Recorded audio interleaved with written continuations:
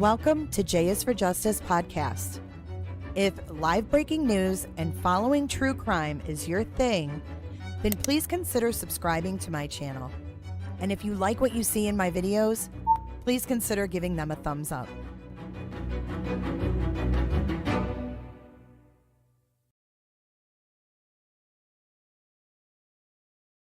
Hey everyone, welcome back. Welcome back to J is for Justice. My name is Jay and I am your host. Well, welcome to my channel. If you are new here, please consider subscribing. And if you like what you see in today's live stream, do consider hitting that thumbs up like I asked in the intro. I'm like doubly asking. Welcome in, everyone. I hope you're having a good Monday. I can't believe it. It is Monday, October the 28th. Can you believe it? We are in the last quarter of 2024. What will 2025 be like? Hell, what will the next week be like? We never know. We never know. Thank you, Sophia. Hey, Tim Sparks from Seaboang. April coming in hot. Lucy Wren says my favorite podcast. Hello, all from the Netherlands.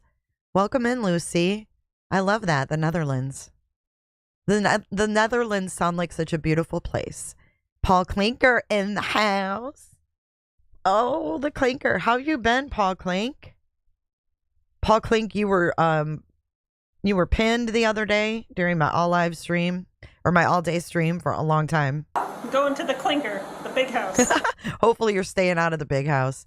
Hey, Shell and Angie B. Angie B, I hope you're feeling better. Jips. Kels, what's up? We got Sophia Petrillo in the house. My favorite golden girl. Danny Dan, how you doing? Music City Mom was number 41. If you haven't hit that like, now's a good time. Olip. Hey, Olip, always grand to see you. Coming in hot, just like the fajita. Welcome in, everybody. Oh, 58 days till Christmas. I have to admit, put your hand up if you've started your Christmas shopping. I started today. I'm so proud of myself. It's not even November. I'm usually a last minute shopper. Hey, Kayla. And Truth Seeker. Good to see everybody today. Never fails. You get a call. What are you going to do? You know, people are needy. What are you going to do? But yeah, I started shopping today. I got a present for my daughter. I got a present for my stepdaughter. I got a present for myself. Guilty as charged. I know, 58 days. I can't. I'm in denial. What's up, Sherry? Sherry L. Lily Rose. J. Lowe.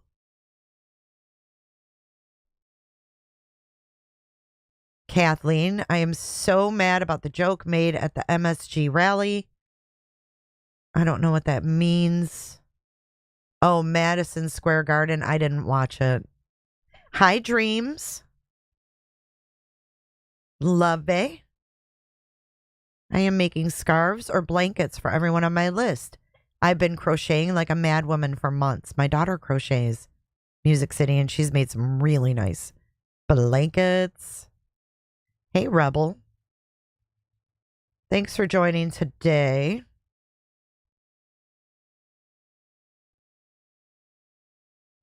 Wow, Angie, you're doing great. What's up, Pearl Strand?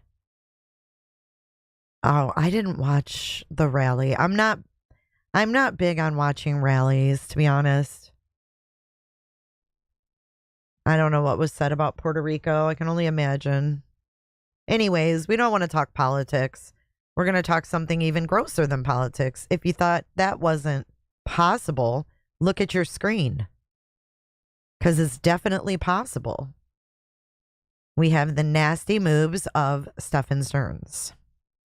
We're going to go over the newest phone call that was released. I put this out a couple days ago, so you guys probably already heard it.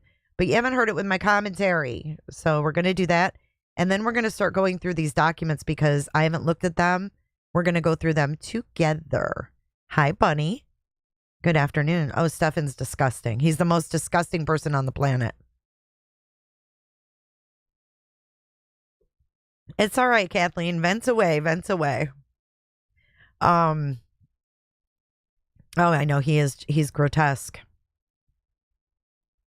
But first off, I don't know if Kristen is here, but yesterday Kristen was like a champ in our merch shop. She purchased a Nancy t-shirt, a Coming in Hot mug, a J for J zip-up hoodie, and a J for J travel mug from our merch store. Can we get a round of applause for Kristen? I so appreciate the support. Nothing better than that. Coming in hot with some merch. We sold some I Survived Boone t-shirts during the trial. It was kind of fun. So I hope everyone is doing well. Let's get into this phone call. You're going to feel like you're in a Verizon commercial for the first couple minutes because they can't hear each other and the Stearns are trying to get it on speaker so Mama Stearns can talk to her baby boy because it's really important. This is, post Mother's Day. He didn't get to reach out on Mother's Day. Wah, wah, wah, cry me a river. He had a horrible birthday. And you guys are going to be so mad if you haven't heard it. Let's get into it. I got captions on for your convenience as well. Oh, and one more thing before we begin. If you buy me a coffee or a pizza during this live stream, there will be an alert that comes up. I did not know this, that I could do that. So if you buy a coffee or a pizza during the live stream, there's going to be a pop-up. So don't be scared. Okay? I'm not going to tell you guys what the sound alert is. It's a surprise. So the first coffee or pizza will get the sound bite that goes along with that donation. So if you like the sound bite, maybe you guys will buy more coffees and pizzas. We'll have to see.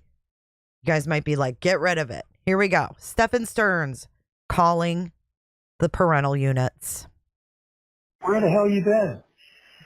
I've been trying to call. They've had us on lockdown so often. Every time I've asked them, we've been on a coastside lockdown. Okay. Which means I've been unable to call. I've been trying to call all weekend, too. It's his dad's signature remark. Okay. I don't know if he's being sarcastic or if he's genuinely confused. What's up, Striker? Good to see you. Anne? Are they on Ozempic? Is that what they're doing? God almighty. So you've been on lockdown all this time? Off and on, yes. On the days that I've asked, we've happened to be on lockdown, which means either an incident has happened or they're just so understaffed that they have to lock everyone down. It's probably more to do with the staffing. Okay. Okay. How you been? Well, had the world's shittiest birthday present, so. Yeah. And then you didn't call, so I'm assuming because of changes that they prevented you from calling? No, they were actually moving me around a lot, shuffling back and forth, so I was having to get my phone privileges jockeyed back and forth, which takes a little while. And then, like I said, the days that I was asking, we happened to be on lockdown on those days. So it's just been inconvenient. Okay. Oh, it's so inconvenient. Very inconvenient timing, and then we were on lockdown all weekend. I wanted to call on Mom's birthday. I tried to call yesterday. I tried to call Saturday, and there's no go anytime. So, but I've been wanting to call. How have you been? I'm trying to put this on speaker. Yeah. I'm trying to put this on Here they speaker. go. Okay. You can't talk to How have you been? The littlest. Can you hear me? Good. Can you hear us? Yes. Is Mom there with you? Yeah. Can you hear me? What's that? Stephan, can you hear me? Yes, I can hear you. Is Mom with you? Hang on a second. I want this to be crystal clear.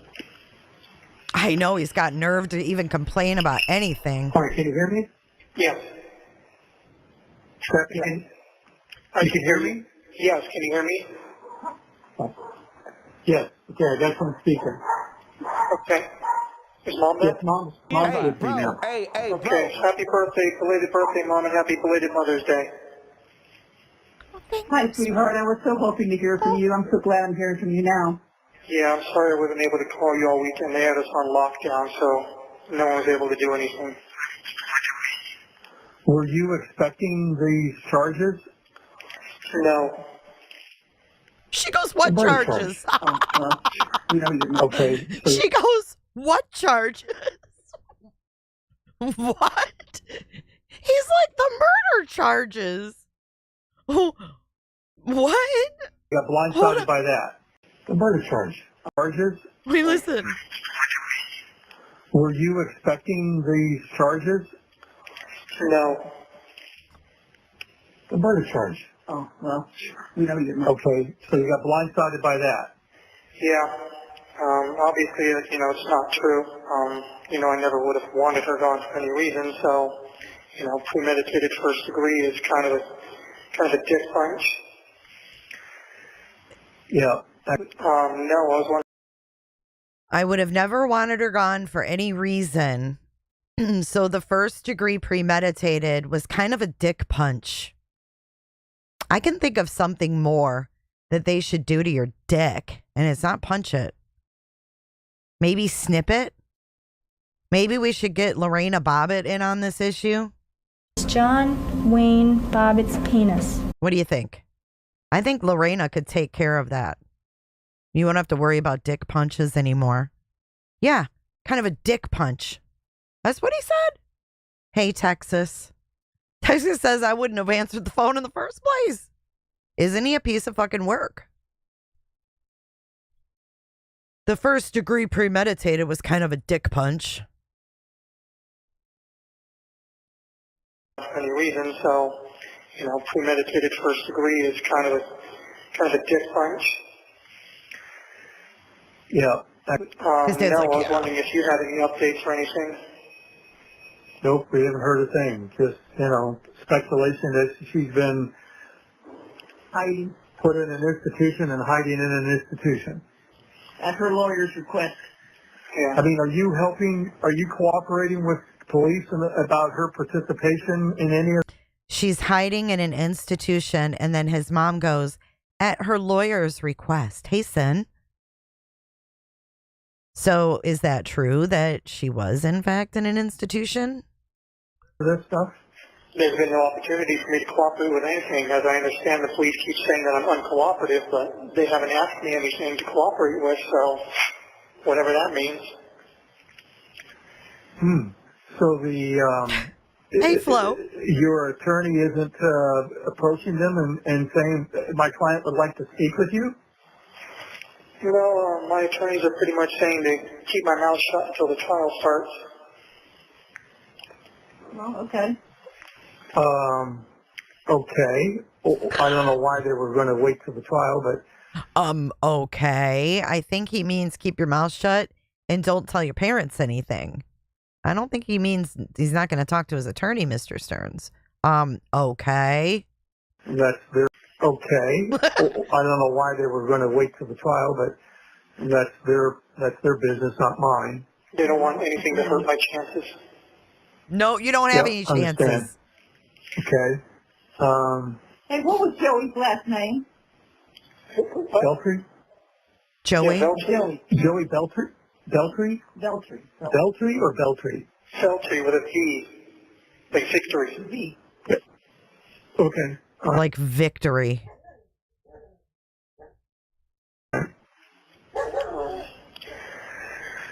So, yeah, it's basically, obviously this confirms that they're artificially inflating everything up as high as they can possibly do it. Yeah, they are. Yeah. So I don't know What'll stick. what the plan is there, if they're just trying to scare me into pleading down, or I don't know. Wait. No, they're not. Okay. They're just trying to. Okay, he says, I don't know if they're just trying to scare me to get me to plead down or not. And then his mom's like, no, they're not.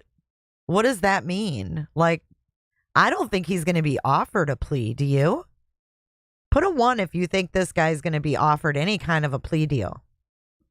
I just don't see where they would or why they would. Do y'all? We got doggy cam in the house. I just don't see a plea. Oh, they're trying to scare me, so I plead down. What? They don't need a confession from you, motherfucker. Hey, Robat. Oh, and Lucid asked about the nips. I believe it's just his natural layout. I hate to break it, but if this humiliates him just a smidgen to have this out there on YouTube, then that's why I have it there. Do you get what I'm saying? Think about how humiliating this would be for that motherfucker. So I think it's just because he's deformed and he only grew hair around his nipplage. Yeah. Other than that, I have no comment. For me as much as possible. Are you able to share the Saturday night before you left for Kissimmee? You were pretty upset about something. Did it have to do anything with Kissimmee and the events that took place the next couple of days? The events? No. Okay. No, I was just stressed out about money and job and everything like that. He was stressed out about money and a job. I think he's lying. Because you're a liar. Some woman got on a YouTube thing and said that you weren't even at the party. Party? Some woman got on a Hi, Mrs. By the way, everyone wave hi to Mrs. Stearns. Since she's on YouTube, she probably watches. Hi, Mrs. Stearns. Yeah, her birthday party. A YouTube thing and said that you weren't even at the party. Party? Yeah, her birthday party. Yeah, I haven't gotten there yet. I went up there Sunday evening and got there after she was done at her party. Oh, okay. Why don't they call him out on his shit? He said he was going there for the party, right? He didn't even go to the party. Why doesn't Mama Stearns say, Stephan, why didn't you go to the party? I get it. It's recorded. But still, she was adamant. He was going up there to go to Maddie's party. Maddie called him. Look at everybody saying hello to Miss Stearns. Everybody wave to her. I mean, if she's going to watch, we may as well make her feel welcome. We were very happy that I was there. We were very happy that the three of us were together. It was shaping up to be a great week and a great visit. Shaping up to be a great visit. There's no reason for anything to happen that happened. Is there some explanation of I came up Wednesday morning, met you at the hotel early in the morning, and is there some explanation why you left and went where you went? I was driving around. Okay. I understood you were driving around, but they know where you were driving around. Yeah.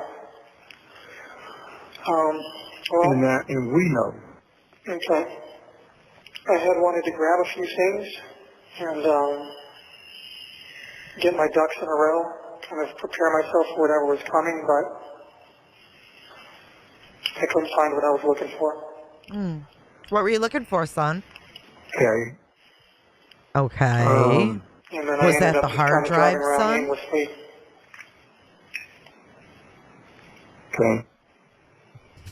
I mean, you asked me to come up, and we hardly spent 35 minutes the entire time I was there throughout the entire day. And it's like I wasn't sure why I was there, and then I was caught off guard by what happened later that afternoon, and obviously... Okay, I'm caught off guard because I thought Chris Stearns went up there to get the hotel room. See, something's not adding up here. Something's off.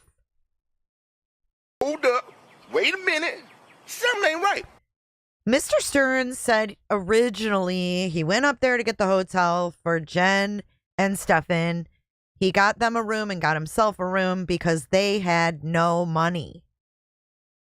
Then when he did another police interview, they asked him why he went up there. He said he was going to his office, and they asked him, who paid for the rooms? He said they got theirs and I got mine. So what gives? And now he's saying, I came up there and we only spent 35 minutes together. Like, I was starting to wonder why I was even there. What are these? Okay. What are these three stories? I mean, what is this all about? Why did Mr. Stearns run up to Orlando? Why did he lie and say he paid for the hotel? What would be another reason he went up there?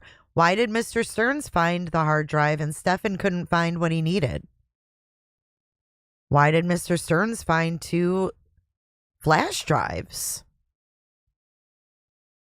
Why did Stephan Stearns drive down to Northport in the middle of the night? Weird. So listen to this again. You asked me to come up there, and I didn't even spend more than 35 minutes with you. Did Stephan just want his dad there in case he was arrested? They did not, according to the paperwork, they didn't have adjoining rooms. They had rooms, I believe, on different floors, but I'm not sure. But I don't think they were adjoining.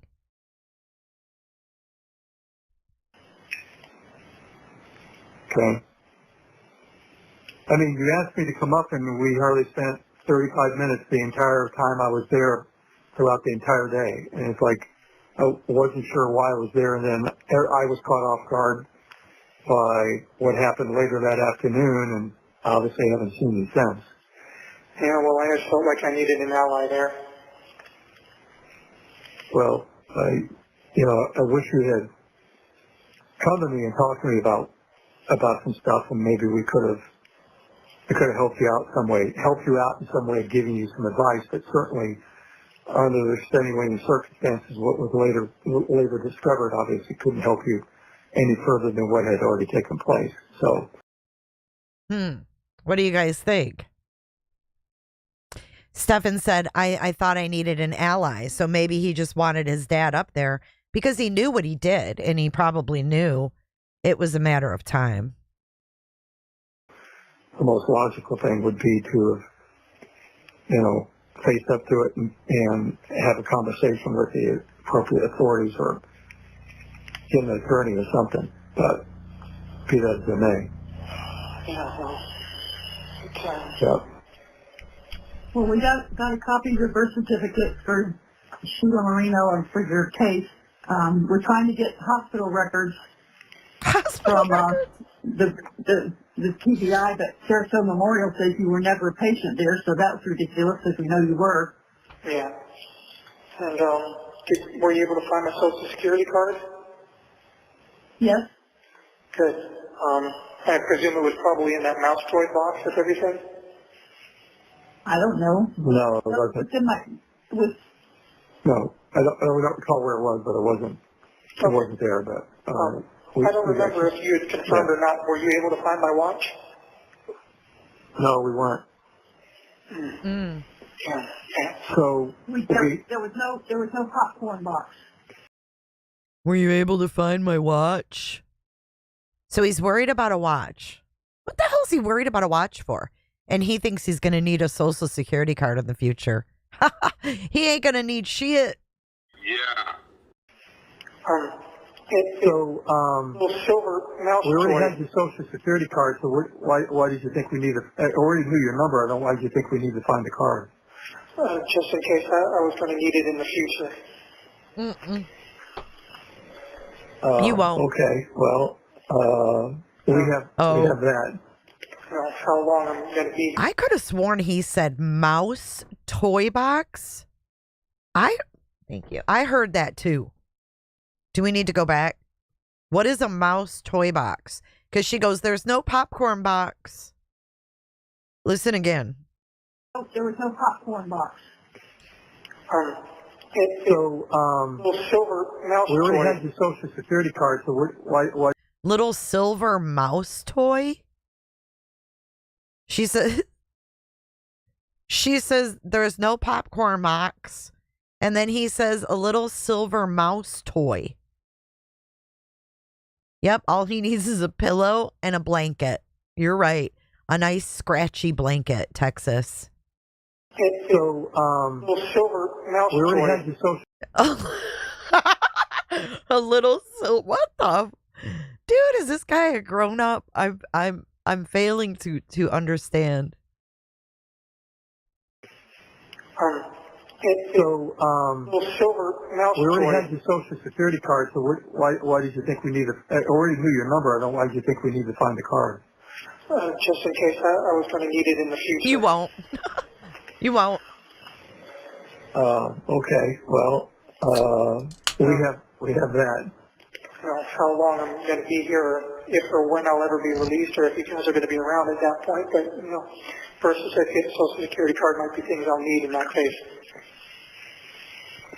Well, the penalty for the crimes you have been charged with carry a minimum 40-year sentence. They're trying to make him realize.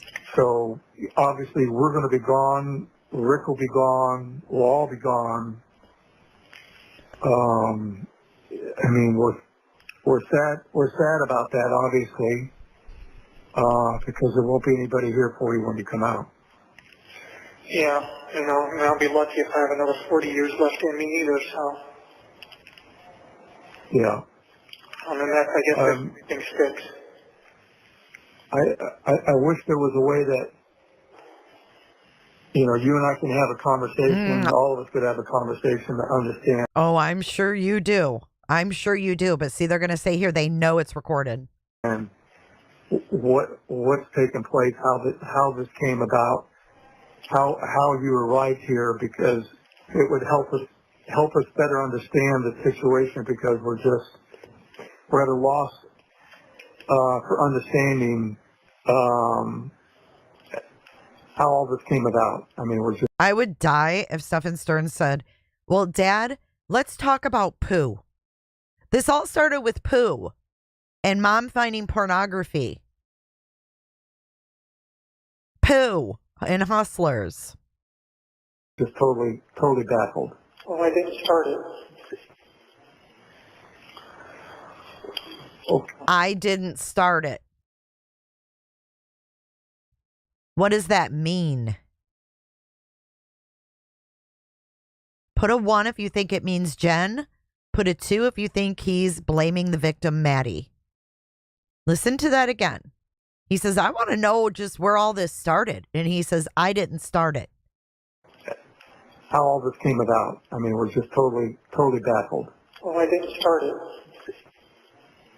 A 1 if he's blaming Jen. A 2 if he's blaming Maddie.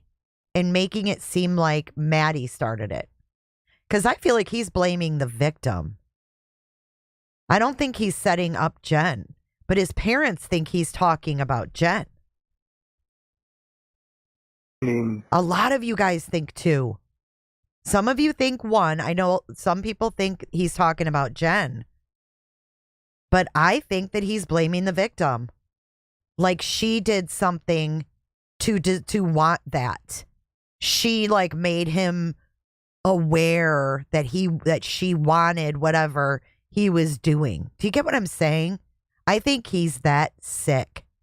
She was 6 years old. But I think that is the level of sickness we're dealing with. The Captain Lee fan in Batman says, wait, what does poo have to do with this case? So in a previous live, Captain, we went over the Stearns divorce paperwork. These two filed for divorce.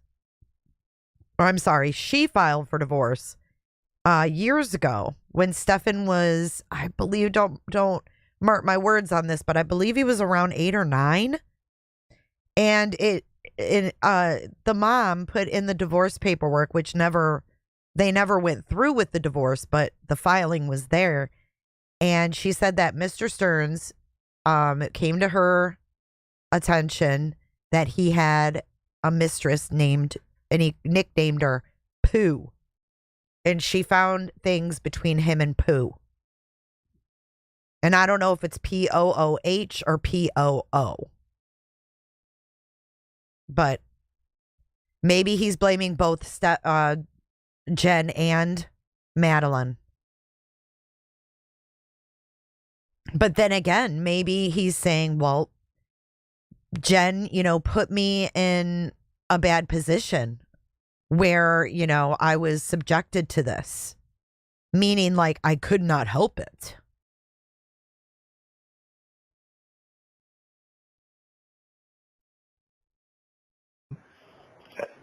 How all this came about. I mean, we're just totally baffled. Well, I didn't start it. Well, you didn't start it, but you participated in it, which is just as bad as not starting it, but that's for another day. Again, I don't know if details or anything. And his dad accepts that. You didn't start it, but you participated in it, which is just as bad. That is not starting it, but that's for another day. Again, I don't know if details or anything. I mean, if you'd like to schedule a visit with me or something, maybe we can find some way to talk. I don't know. I think we're always going to be recorded, so there won't be an opportunity to do that. Now, we have to make arrangements for you to sign off on a power of attorney so we can do something with this car. Yeah. And I would have to bring a document over. They won't even let me see you. I would just hand it to the classification officer. He would bring it in, you sign it, they would notarize it, give it back to me, and I would leave.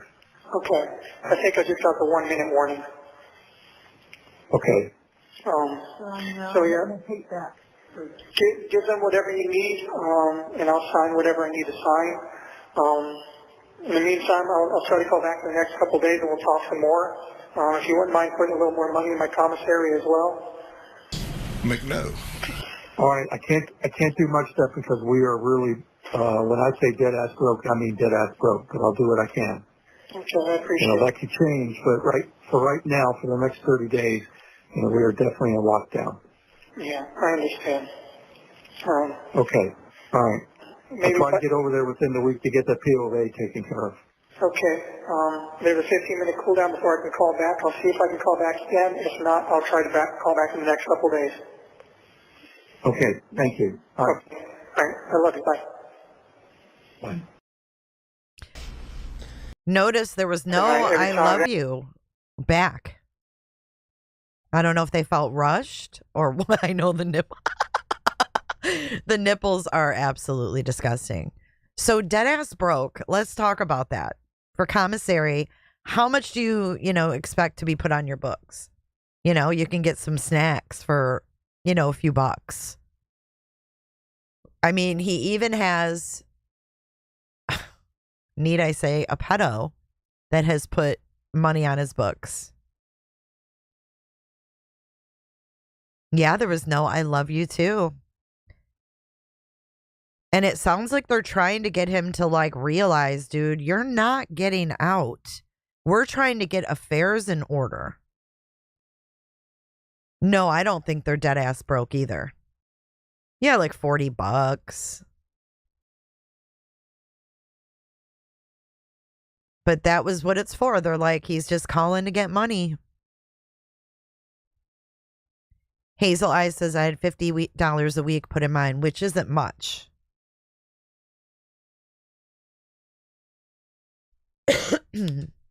This fool shouldn't even get any commissary. I agree with you. Shaw says, I'm sure there has to be a cap to have on your books. Bombacat, in a previous live stream, we went over the guy that lives in Kissimmee that put money on Stearns's books. He went around in the 90s. He actually went to an apartment building and there were two, I think, 12-year-old girls in the bedroom, and he tapped on the window, and when they came to the window, they were home alone. He started to masturbate in front of them. This guy is putting money on Stearns's books. And this happened, he did this in the 90s. So make it make sense. I know that Dad's old and he said dead ass. I thought that was kind of odd too. An odd thing for him to say. We're dead ass broke. I was like, Mr. Stearns, you're pretty hip for an old man. He deserves nothing but bet Jenn is putting money on his account. I don't think so. Birds of a feather. Yep. So it makes you wonder, did Stephan know him now? Or did this guy just like, because you notice the guy that put the money on the books, the girls that he did that to were also 12. So the same age. So I don't know. Was this guy involved in buying and selling? I don't know. Why the hell would he put money on Stearns's books? For what reason? It's really quite terrifying to see the people that come out of the woodwork, especially with someone as sick as Stearns.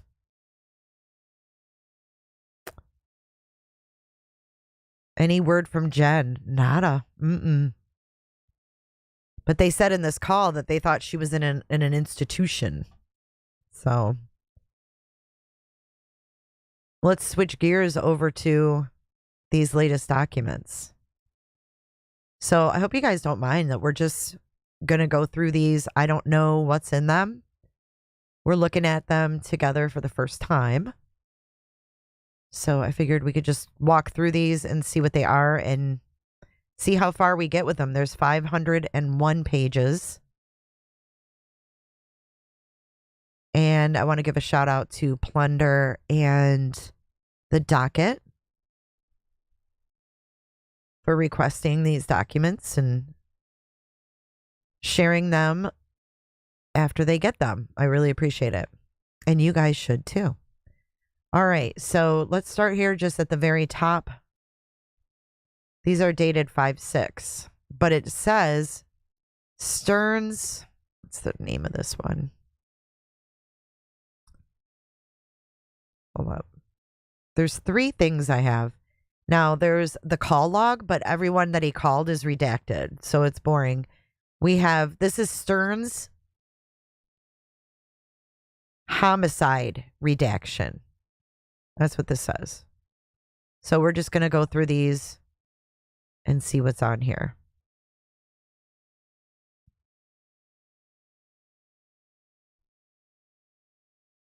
Because I feel like we've seen a lot of these.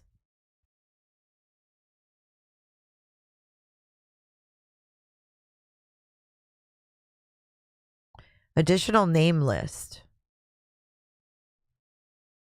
Oh, God. We have 2 people from St. Cloud. And I don't know. These could be people that saw Stephan. This Natalie is the roommate.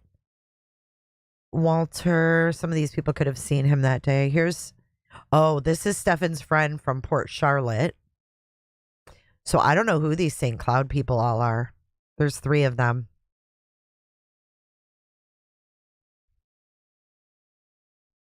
And we all know about St. Cloud.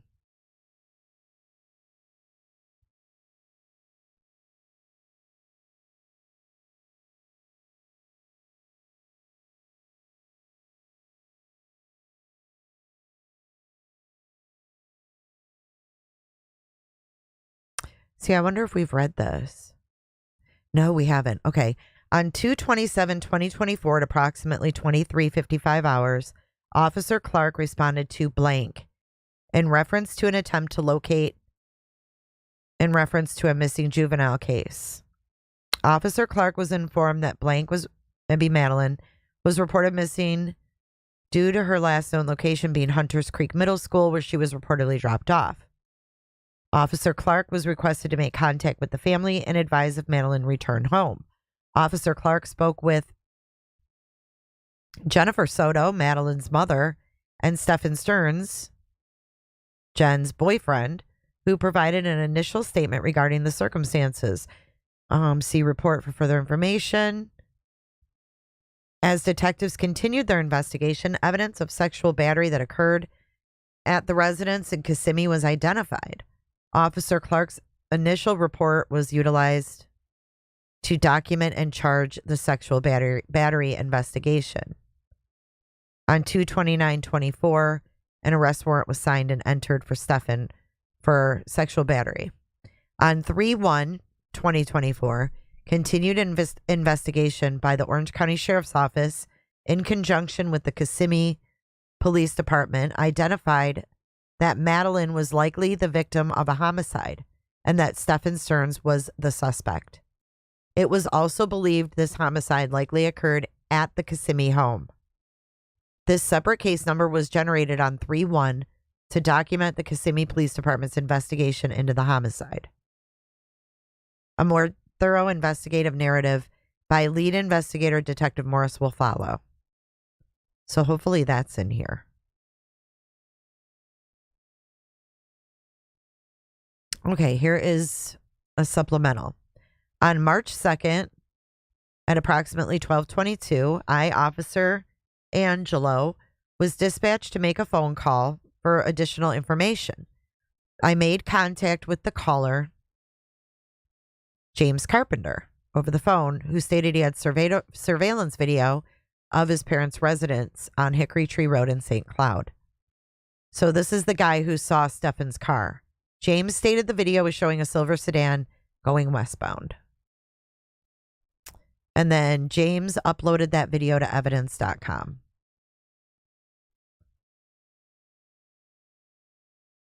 On 2/29, I responded to blank. My assignment was to safeguard the location and prevent any entry inside. I remained here until about 1400 hours.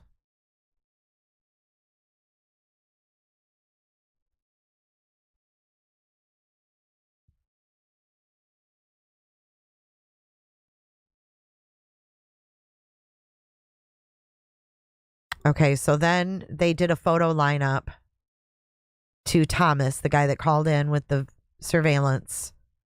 And he did a lineup and he picked out the car, the silver Mercury.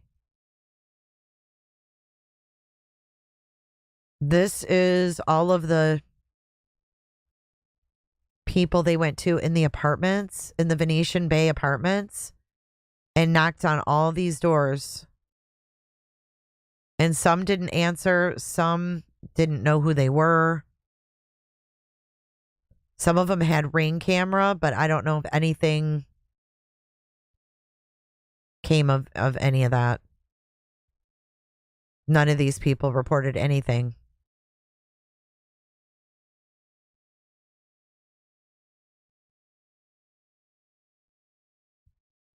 But then right down here in the bottom, it says Building 57, Apartment 101, voice recording uploaded to evidence.com by Detective Fernandez. So I don't know what that is. Spoke with Candy, who advised she's seen the silver Lincoln. Hugo saw the missing juvenile 2 months ago.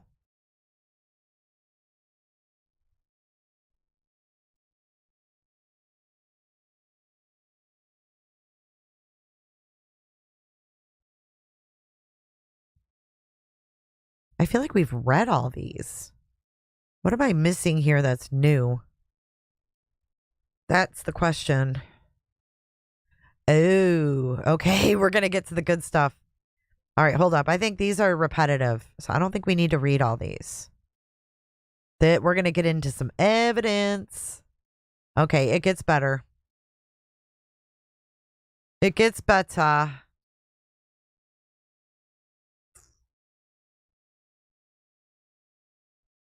This is where they're talking about getting the surveillance footage from Venetian Bay. We've read all that.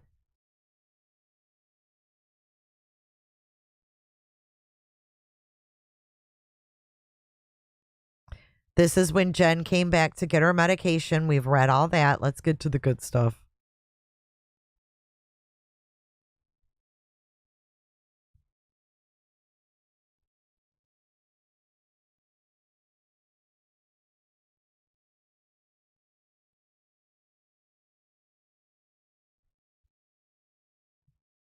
On 2/26, Officer Vasquez responded to blank in reference to attempt to locate blank.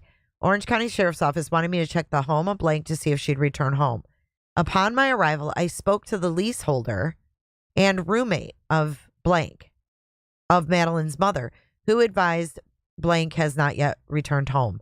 Additionally, she advised that blank's relationship with her mother was fine and would not know of any reason why she would want to run away.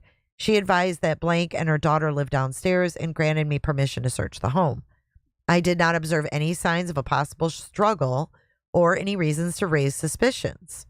Blank's belongings were still in her room, including her cell phone, which is uncommon for juvenile runaways. I was advised that blank is not one to run away. After completing the search of the home, I contacted Deputy Mooney of the Orange County Sheriff's Office and advised them that blank has not returned home and the home did not appear to be disheveled in any way. A portion of this incident was captured on department-issued body camera. Well, yeah, they had time to clean up.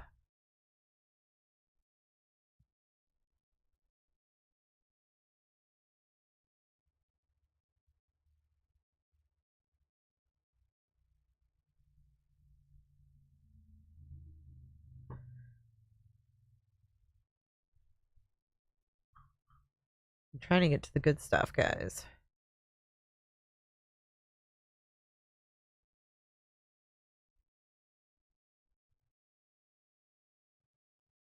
These are the officers that came and held the scene while they were conducting their forensics inside.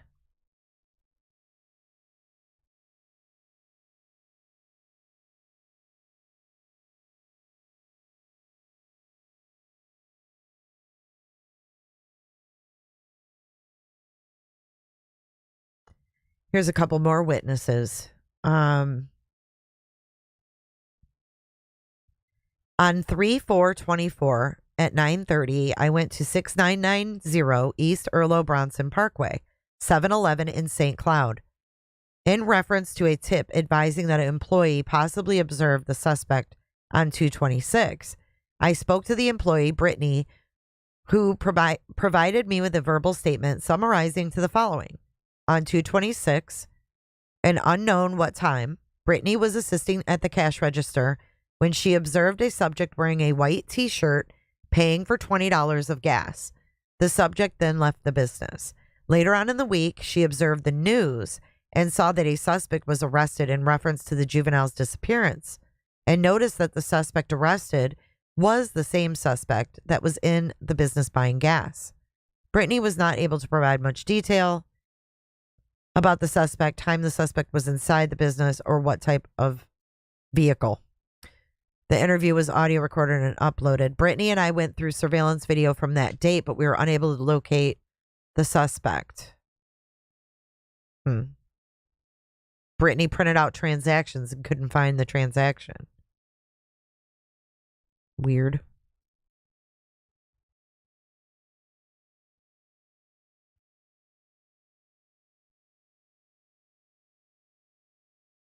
This is when they seen Madeline in the car.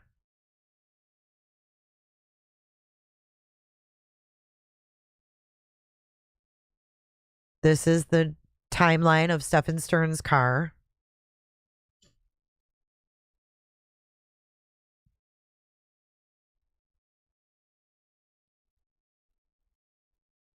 I can't believe the amount of paperwork in these cases. It is crazy.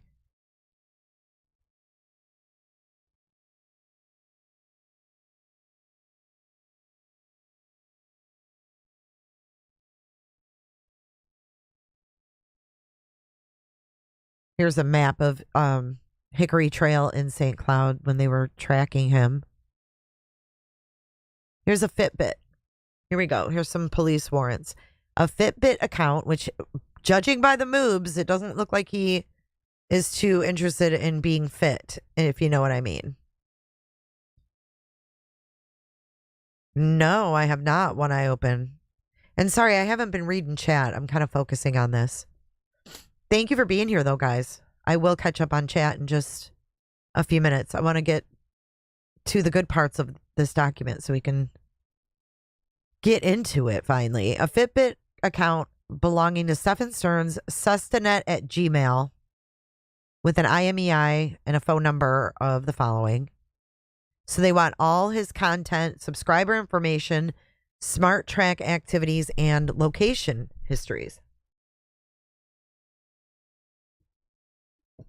Is that what he means about his watch? Did you guys find my watch? Is he talking about this Fitbit? Or what?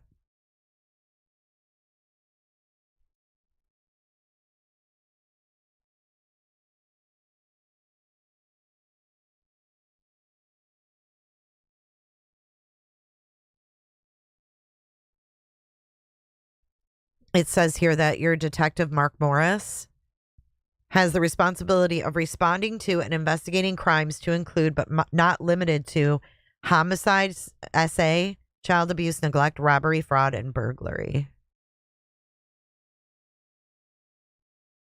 Okay, and then they have the probable cause attached to that.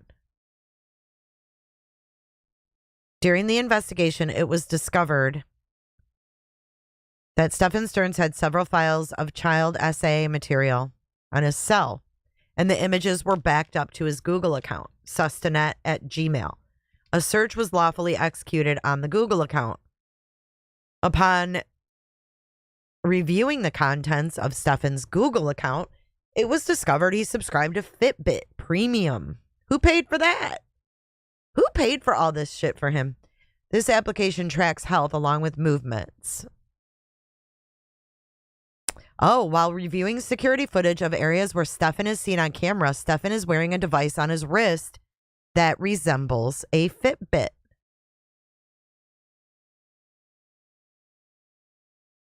So it should be able to tell when Stephan was sleeping, moving, and when he was engaging in physical activity. Dude, if he had this on when she was unalived,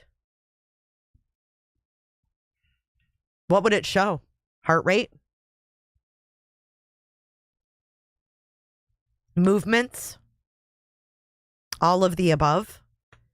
I had a friend of mine whose daughter at 14 years old was unalived by a predator while she was on a walk. I'm sure you guys have heard of April Millsap. But at any rate, she had her walking app on, and the walking app was tracking her on her phone. And when she was unalived,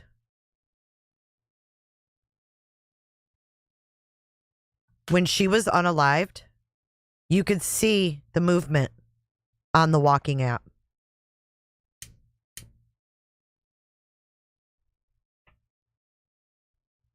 You could see the movement. If you guys ever want to look up that case, her name is April Millsap. It's very sad.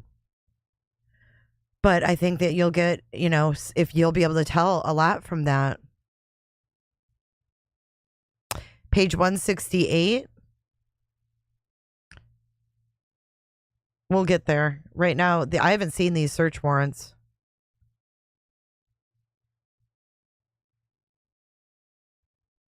So that's the warrant for the Fitbit. Then it says they received the information from Fitbit. So they've already gotten that back. Here we have a search warrant for digital content belonging to Stephan Stearns, including downloaded material, emails, videos, photographs, contacts, downloaded apps, additional names and phone numbers, IPs, user profiles and data, deleted files and data, internet browser search history. And they have a hard drive of Tower Computer, the black USB drive, and the silver USB drive. Apparently, those are the ones that Mr. Stearns handed over.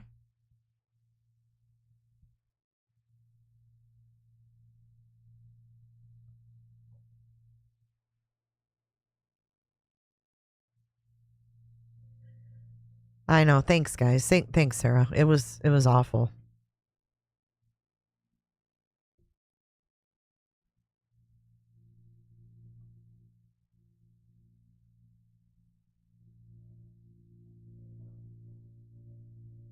Inventory and receipt for items seized.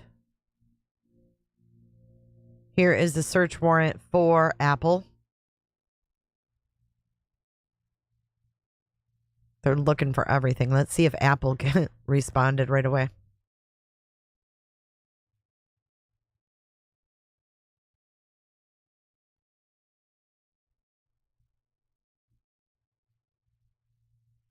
Remember going through all these in the Koberger case? There were so many search warrants that came in. Yep, look at Apple. They came right back with it. Digital data from Apple.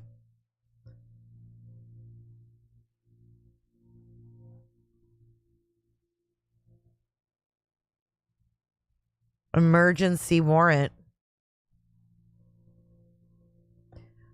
This is for Stephan Stern's person, DNA, buccal cells, blood, saliva, photographs and swabs of Stephan's penis.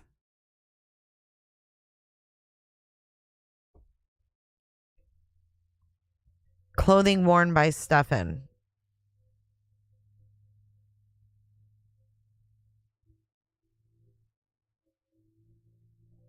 He said it took him a long time to pick that stuff up. I don't know.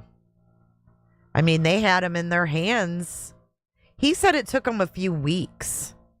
When did they freaking... Hang on, let me go back to those.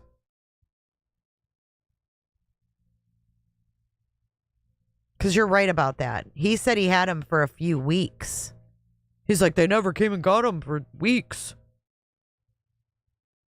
I think it's up here. They had him in, it looks like April. Or, yeah. Yep, look. They had him in their hands on the 25th of April. Yep, see that? 25th of April. Those were in the Stearns house until then. That is weird. And he didn't click them. He just saw the file names and clicked away.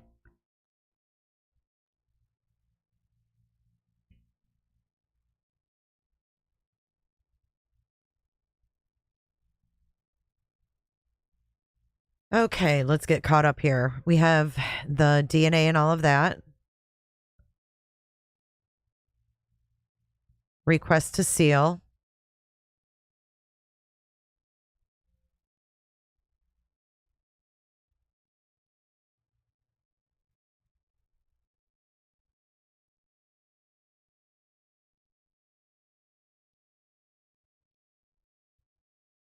So much of this is repetitive, guys, so bear with me.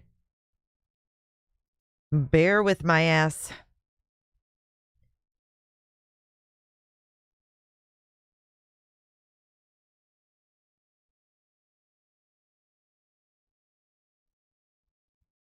Sarasota County on February 29th. Where were they at? And here we go. Here we go. Here's the Northport Police. I haven't seen this. This must be new. Here we go. This is the Northport Police supplemental report. If you remember Northport through Brian Laundrie's case, yeah, them. On 2/28/24, I was requested to respond to 1001 Executive Avenue in reference to an agency assist trying to locate a missing juvenile from the area of Kissimmee. Upon my arrival, I was briefed on the situation, which turned out to be a possible homicide victim, and she is possibly in storage unit B124. They really thought she was in there. Kissimmee detectives explained that the missing juvenile, blank, was supposed to be dropped off at school by her mother's boyfriend, Stephan Stearns. I was informed that blank never made it to school. She has not been located, and Stephan Stearns was arrested for sexual battery and child pornography for what was found on his phone.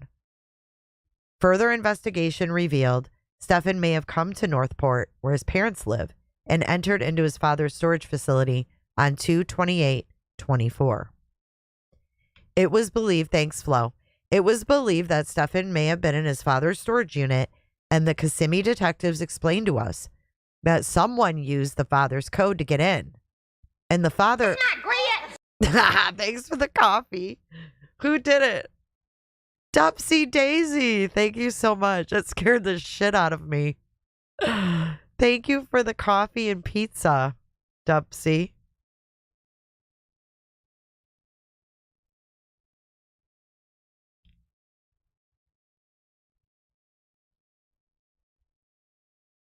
The father saying that he lost a key to the unit months ago and cannot find it. Stephan is believed to have been at the storage unit for less than 10 minutes before he heads back to I-75. At the time I arrived, Kissimmee detectives believed Madeline may be deceased and her body might be located in the storage unit. Hey, Coconut Coots. I assisted in searching empty storage units on the property with Sergeant Strajek and Commander Myers. Nothing was found. I then assisted with reviewing Detective C's search warrant for storage number B124. The search warrant was signed and the storage container was searched with negative results in locating Maddie. Once this was accomplished, the scene was released. On Wednesday, February 28th, at approximately 21:46, Detective Robles and I arrived on the scene at 2341 Snug Street. That's Stern's parents' house. You thought we were swatted? It said, "Kiss my grits." What's up, fam? Good to see ya. Hey, everybody, just coming in. Good to see you guys. On our arrival, we observed a female, later identified as Deborah Stearns, outside our residence and calling out for a Maddie. She did this in front of the police, you guys. She was calling out for Maddie when the police were there. What the heck? 2 vehicles were present at the residence, a tan in color Lincoln, which was unoccupied and forward-facing in the driveway. This vehicle is registered to Christopher Stearns. The second vehicle was parked in the swale in front of the residence. This vehicle was facing east and was also unoccupied and described as a dark gray or brown colored Honda. This vehicle is registered to Stephan Stearns. These vehicles were visually inspected. Nothing overtly suspicious was observed. Contact was eventually made with Deborah, who was very emotional during our initial interaction. Initially, just Deborah appeared to be upset. Oh, Lord, have mercy. Here we go, guys. Are you ready? Initially, Deborah only appeared to be upset by a torso she found in her son Stephan's room. If you say Ferris Bueller, you lose a testicle. Deborah would elaborate on this torso and described it as a sex doll. This was later determined to be a rubber plastic toy found by Deborah when she was cleaning the room where Stephan had been staying. Deborah advised that Stephan was not here, but she believed he had returned to the property last night. Yes, his mother. Did you really, Robin? Now that's weird. Oh, hi, Paul. You might not want to listen to this one.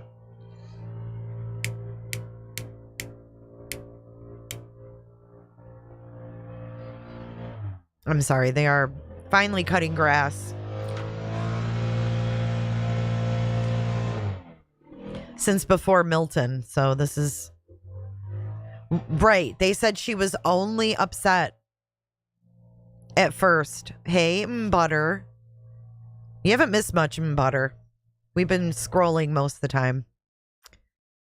So let me read that again. Initially, Deborah only appeared to be upset by a torso she found in her son Stephan's room. Deborah would elaborate on this torso and describe it as a sex doll. This was later determined to be a rubber plastic sex toy found by Deborah when she was cleaning the room where Stephan had been staying. It was later divulged by Deborah that she was awoken at exactly 3:19 in the morning to her 5 dogs barking in a manner to alert her that someone was at the house.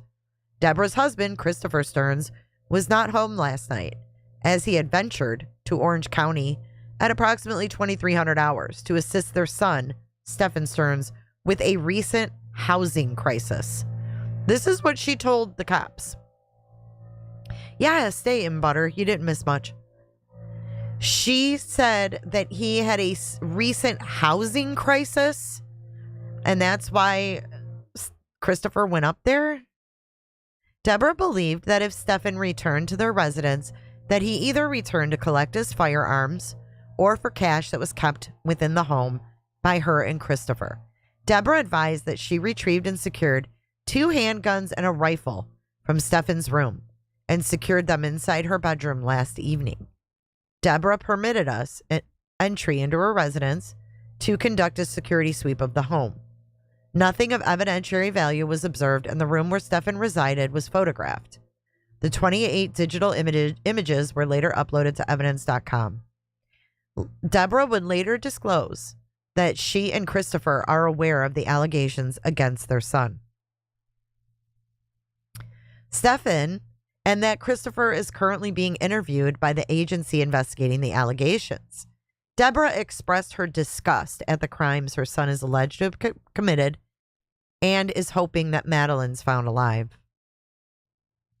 Yes, isn't that sick, guys? A torso? Ugh. Deborah opined that these allegations worried her to the point when she found the sex torso, she initially believed it to be real. Okay, maybe that's why she was... Holy shit. This is odd. So, maybe that's why she was shook up. She thought the torso was real. And she said that led her to exit the residence and call out for Maddie. So finding a sex torso in her son's room made her go outside and yell Maddie's name. Okay. I sound like, okay. This is what Detective Robles and I heard at our arrival, as Deborah ultimately believed that Stephan had returned at 3:19 and potentially abandoned Maddie in the wooded area surrounding the residence. I walked the exterior of the home and the accessible adjoining lots and did not locate anything of evidentiary value. After clearing this location, I responded to the storage facility, where I was then asked to check a model home at 1309 East Price Boulevard, as this is a property that Stephan may have frequented due to Christopher's relationship with the builder, Bright Homes. This residence was secure, and nothing of evidentiary value was located. I then escorted a canine rescue team over to the Snug Street address. Refer to Detective Witkowski's supplement for details on the area canvassing Snug Street. I would then return to the storage facility location, where I would remain until the search warrant was executed on the storage unit in question. And that's the vehicles that were at the Stearns. 28 images of Stephan's room.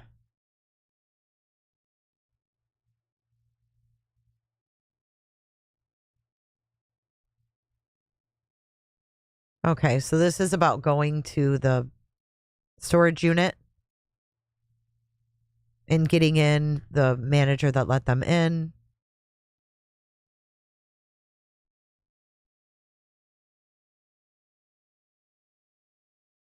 Okay, so here they process the exterior door of the storage unit prior to it being opened.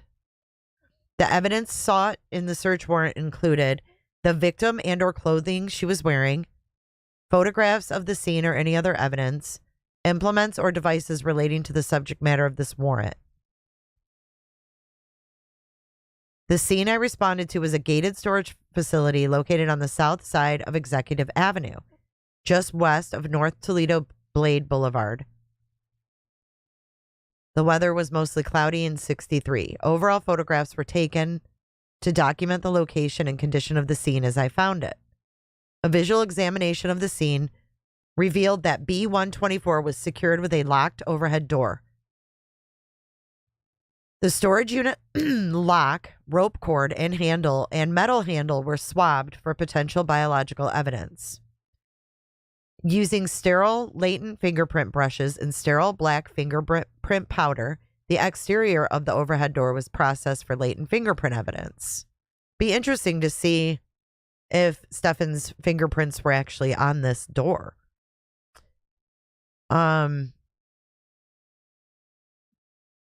Negative results. Northport Fire Rescue personnel were contacted to assist with removing the lock. Then they took multiple pictures.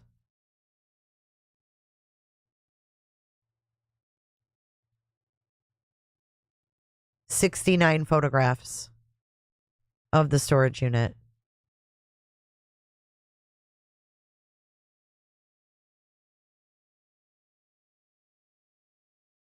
This is all about the storage unit, just when they got there, how they accessed them.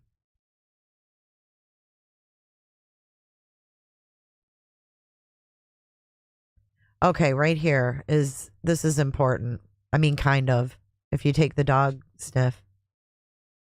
It says, search and rescue arrived at the scene, deployed more than one dog, and walked the area between two rows of storage units that included B124. The handlers noted some of the dogs had a noticeable, quote, change in behavior near B124. There was no positive alert or indication on that storage unit. We then asked them to check the Stearns residence, which they did.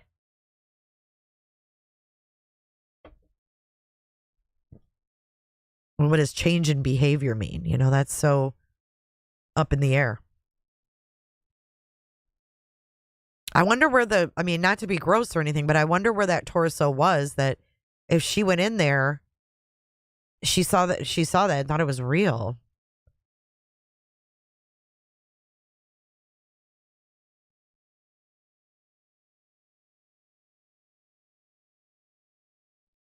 This is also about life storage. Just another officer's statements. All these are life storage. Okay, then they checked. Here, this is about the sweep of the neighborhood. Detective Fagan and I conducted a neighborhood canvass surrounding 2341 Snug. So there was cameras all around here. So did they get these cameras to see if he pulled down the street? They checked dumpsters and there was nothing.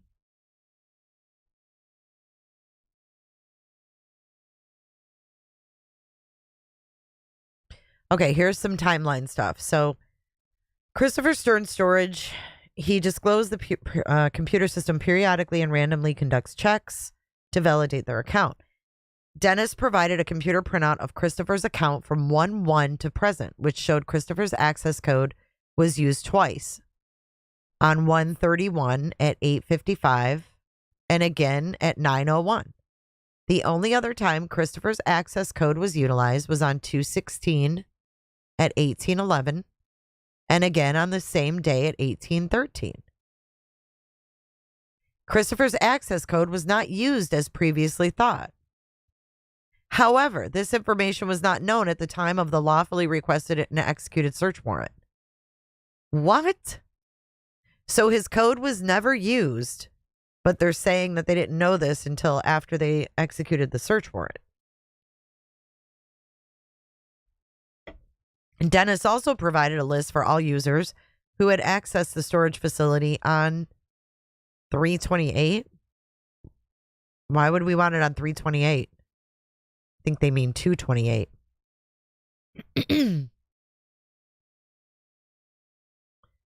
So Detective St. Jean and I went back to 2341 Snug and contacted both Chris and Deborah Stearns, during which they provided the following unsworn verbal information pertinent to this investigation. Christopher stated on 2/28/24 at approximately 3:15, he met Stephan at their hotel in Kissimmee. after his phone was seized by law enforcement. He opined Stephan was extremely exhausted and seemed to have a heavy weight metaphorically pressuring on him, and seemed to have fabricated an explanation regarding the factory reset of his seized cellular phone. After checking into the hotel, Christopher advised they all went to sleep in their respective rooms. Between approximately 9 and 9:45 in the morning, Jenn contacted Christopher and asked if he knew where Stephan went, as he had left their hotel shortly before. He recalled Stephan returned to the hotel sometime between 11:15 and 11:30. So Stephan was gone a long time. If he left in the middle of the night and he didn't get back until 11 a.m., Christopher later learned his son traveled to Northport, but claimed he had no idea. Furthermore, Christopher explained his front door digital lock and doorbell camera were inoperable on the same day due to a battery issue. Thus, no logs or recordings were available during the time frame his son returned.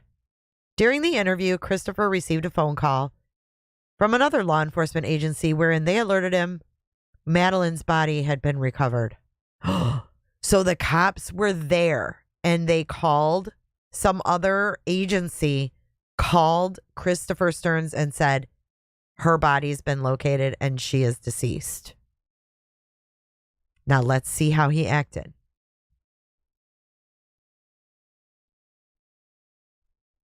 After receiving the call, Christopher appeared solemn and upset she had indeed been murdered. Prior to departing the residence, Christopher explained his son had left a gaming computer at their residence, and he placed it in the garage after he was arrested, as he no longer wanted it in his home and believed it was of evidentiary value to law enforcement. He further recalled Stephan had accessed the computer within the past week, possibly after Maddie went missing. Okay, so this isn't adding up. Hold up. Wait a minute. Something ain't right. How could Stephan how could he have accessed the computer in their home after Madeline went missing if he hadn't been back there? Make it make sense.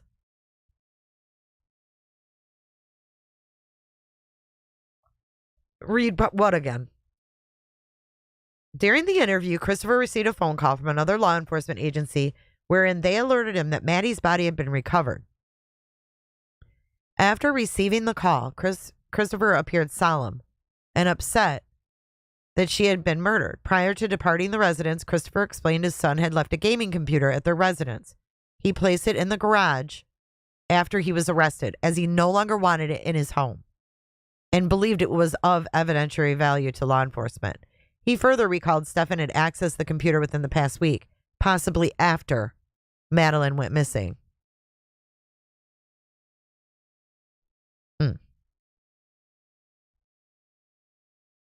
Interesting. Deborah denied Stephan had ever returned to their home. On Wednesday, she explained how she viewed him as a monster and inquired why the media and public blamed both her and Christopher for her adult son's heinous deeds. So this is all, they just found out that Maddie's deceased. And she's saying she sees him as a monster and she wants to know why they're being blamed. Why is it about them?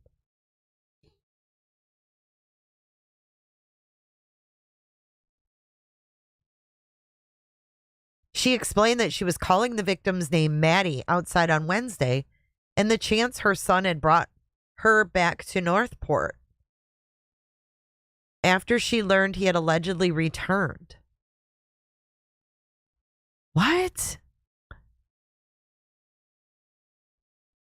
She explained.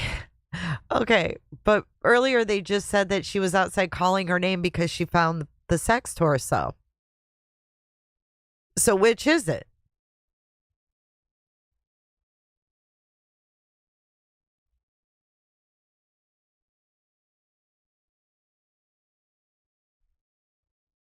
Okay. When she learned the child's body had been recovered, Deborah began sobbing and remained essentially speechless. She accused Blank as knowing. Oh, shit. What does this say? She accused who?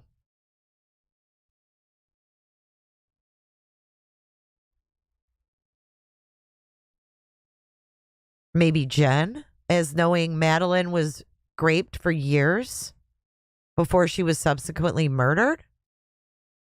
So right out the gate, his mom was like, oh, Jen knew she's been raped for years. Hi, Cricket. Good to see everybody tonight. This is so bizarre. I contacted my supervisor regarding Stephan's computer. So this dude also thought that it was of evidentiary value to investigators, but just put it in the garage. It's weird. It's so weird. Who concurred to take the device as evidence in order to later transfer it to Kissimmee. So they took the Cyber Power PC Tower Model C series and departed the residence without incident. Wonder what was on that computer.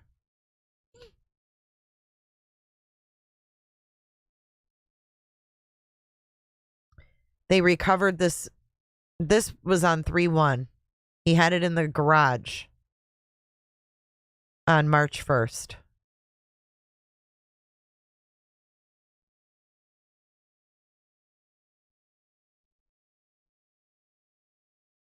Oh, Lord. Okay, here is a continuation from what? I don't know.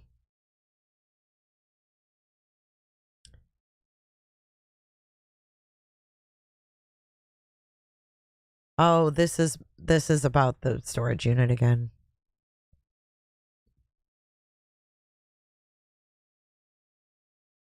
This is the same thing with Miss Stearns finding the sex torso. Okay, so this is the list of evidence from the storage locker. This is the receipt for the computer they took into evidence. And you can see they took it into evidence on March 1st.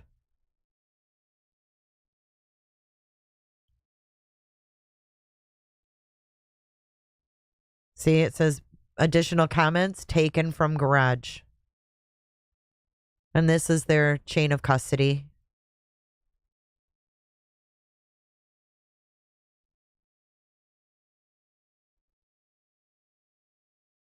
Be interesting to see what the results are of all these swabs.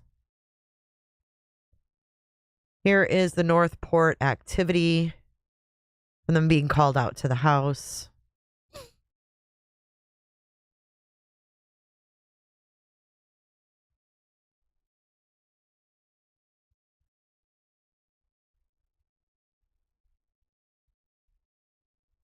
Can you believe it? We're on page 141 of 501.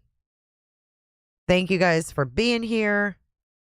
If you haven't hit that like button, now is a great time to do so. And if you'd like to become a clicker, all you have to do is scan that QR code on the screen or ask a mod. No, it didn't say it was, but you know what's weird is that, remember, there was also a hard drive that was removed and Mr. Stearns said there was an empty tower. Do you guys remember that?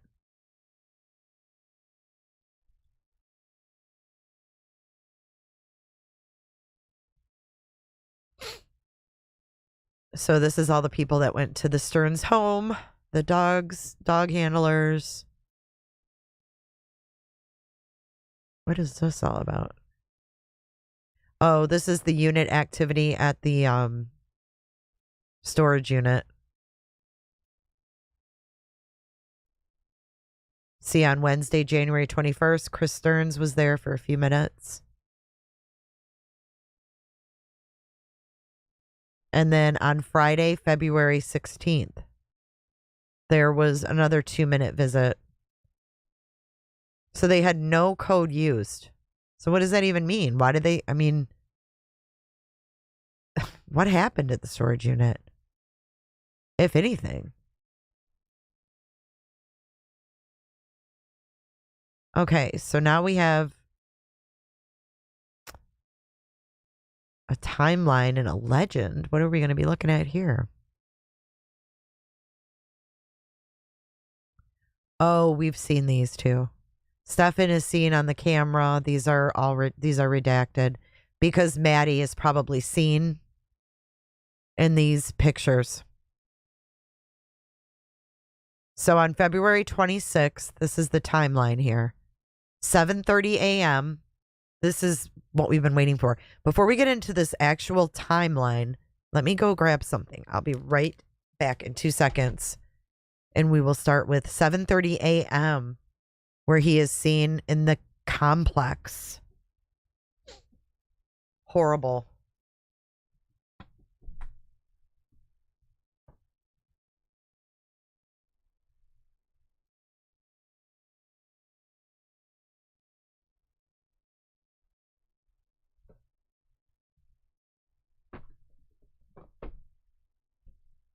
Okay, that was quick. All right, so we have February 26th, 2024, 7:30 in the morning. Stephan is seen on the complex camera with the victim slumped over in the passenger seat. 5 minutes later, he's seen again in the complex throwing something in the dumpster. 7:50 a.m. It's not great. Oh, thank you for the pizza or coffee. Thank you so much. Who is that from? Shoot, I missed it. It comes and goes so fast. Thank you, whoever that was. And kiss my grits. If you know, you know. If you're old, you know. 7:35, he's seen throwing something away. 7:50, he leaves the complex. And he advised that he returned to get the key fob. And then on 8:10, oh shit, right here on Osceola County line, the passenger seat is leaning back. So she was slumped over in the first couple pictures, and then it sounds like he reclined the damn seat back. What a sick SOB. Thank you, Sin. Mel's Diner. Alice. Thank you, Sin. That was so sweet. I'm sorry I missed it. It comes and goes so fast. 8:19. He re-enters the complex with someone in a green top slumped over. So was the seat back or was she slumped over? What's going on here? Because at 8:11... or 8:10 rather, on camera, passenger seat is leaning back. So did he put it back up? Okay, then he leaves again. He's seen 8:41, he's seen driving around. All of these are like road cameras, like red light cameras and stuff like that. They say, Lisa, that they believe the crime happened in the apartment. But then, of course, you know, the first time they went in there was no sign of disarray. There was, you know, nothing to raise suspicion. But they're saying it was in the home. So how did he get her out? Did he have help? Was it Jenn? You know, who helped? I mean, what the hell? Was she really helping with a quote unquote leash? I mean, sounds a little odd to me. But here are some more photos. These ones are not redacted because obviously you can't see in the car. This one here, though, this 902 on International Drive near Aquatica. That one you can actually kind of see ahead. Do you guys see that? It's really creepy. Let me see if I can enlarge this a little bit.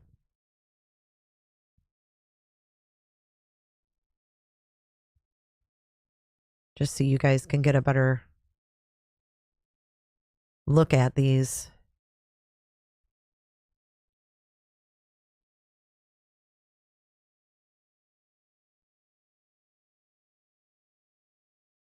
But if you look at that one where it says International Drive at 9:02,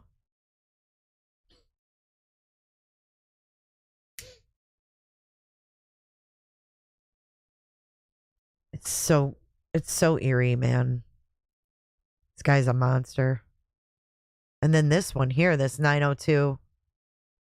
I mean, it looks like you can see the passenger seat in that one. From that angle. The International Drive and Sea Harbor Drive.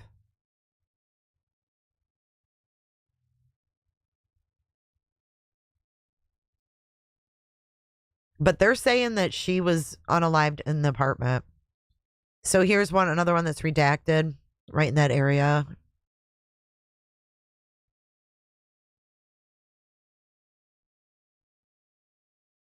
So here we have him at 9:35 pulling into 2405 Commerce Park. And this is where he pulls into that. He's at that resort. He goes into the parking garage and he is seen putting Maddie's body in the trunk.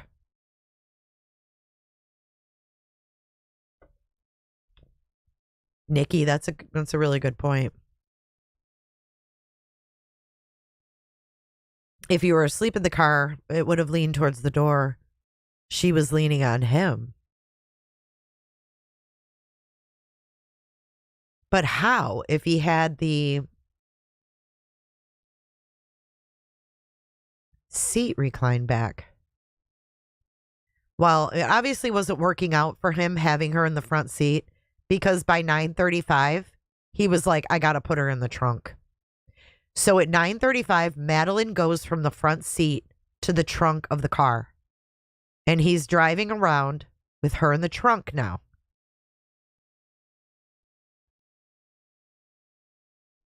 At 10:05 on camera, passenger seat is now up. So you can see right there. So he put her in the trunk within 2 hours. From 7:30 to 9:30 was 2 hours. She was put in the trunk. Hi, Northern Beans. Good to see you, Crimes.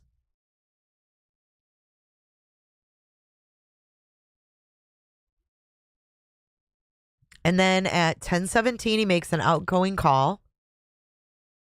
And I believe he called Jenn. 10:54, he's shown again at the complex. So he's got Madeline in the trunk. Okay.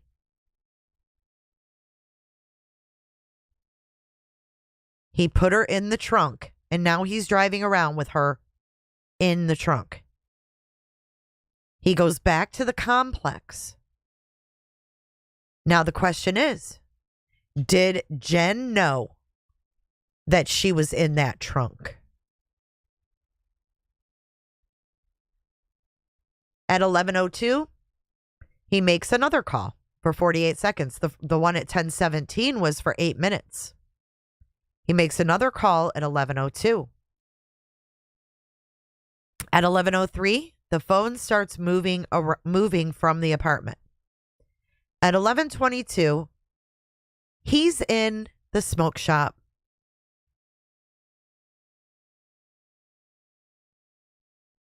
He backed up, and they showed like a still shot of him backing. He backed up in the parking garage. He went to a really remote spot, backed up, and opened the door, carried her, put her in the trunk, and shut the trunk.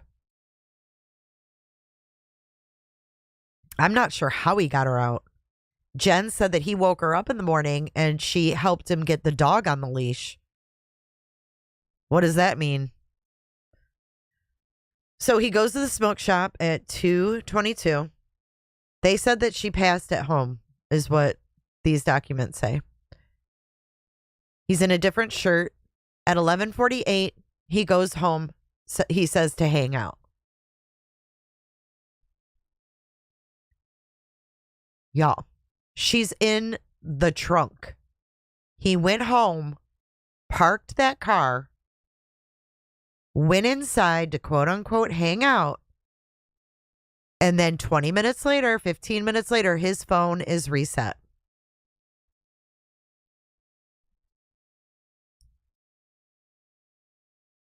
His phone is reset at that point.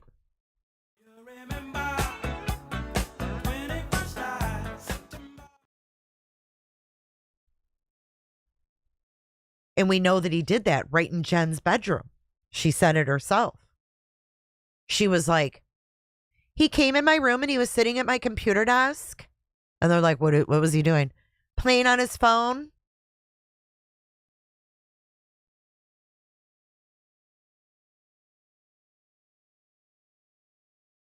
Good to see you, Jenn.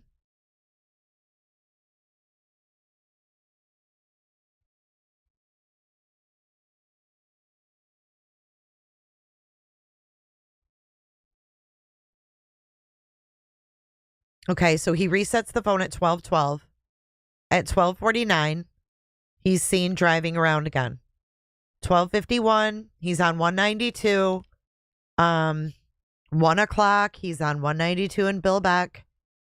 1,300 hours, that's 1 o'clock. He's running errands on 192. Okay, we keep going. 108, 109, he's on 192. He's heading to St. Cloud. He's still on 192. Look at them. They got him literally, all these cameras, 13:13 and 13 seconds, 13:14 and 2 seconds, 13:14 and 55 seconds. Every like 30 seconds, he's caught on some kind of camera. So wait, here we are at 1:15. We skip, okay, 1:15, 1:16. So we go from 1:16. He's on Old Hickory Tree Road, where he got the flat tire, I guess. And then at 14:11, he is on 192 at Old Hickory Tree. So do we think that's the time that he maybe got that flat tire? And then he's back on 192 at 2:12. I don't know where the hell he's going.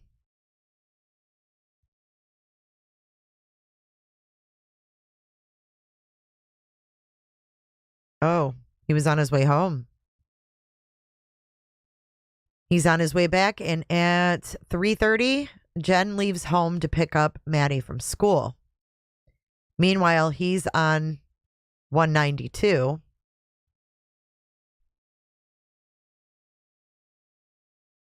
I don't know what this means. 14:40 to 16:10 blank stays at school. Is that Jenn? Until 16:30? So here he is at 15:21, which is 3:21. Stephan is seen throwing something into the dumpster again.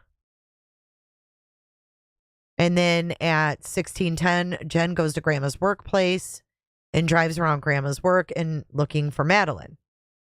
16:30, realizes victim is missing and calls her friends.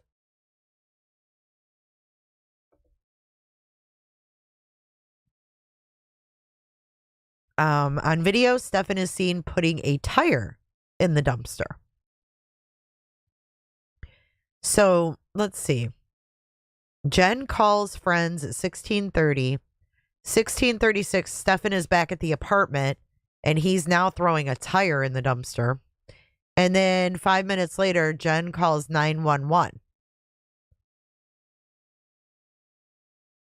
And then fast forward to 1,800 hours, Jenn goes back to the apartment, and her family keeps looking for Maddie. Hey, Culks. Yeah, he is. He's a big piggy. Big piggy. Okay, so then they didn't come for an hour and 20 minutes, and then they called 911 for an update. And then at 19:37, the deputies arrive. Domestic screens the call for signal 8, and domestic does not respond. I don't know what that means. 2147. Here's the Lincoln. Osceola County line. 2150, victim is entered into teletype. 2244 to 2302, phone is shut off. So he shuts off his phone that night. 2244 to 23, so that would be 1044 to 1102. 1044 to 1102.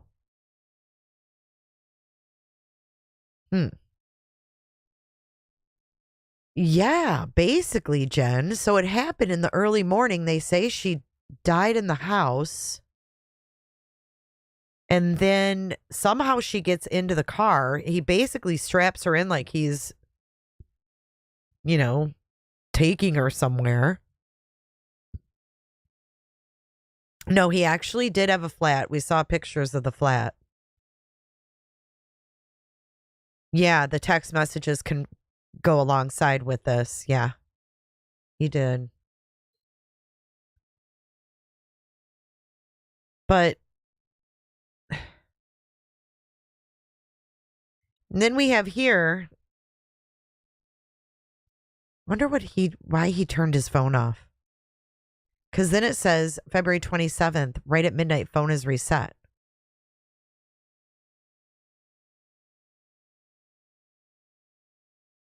So he reset it twice?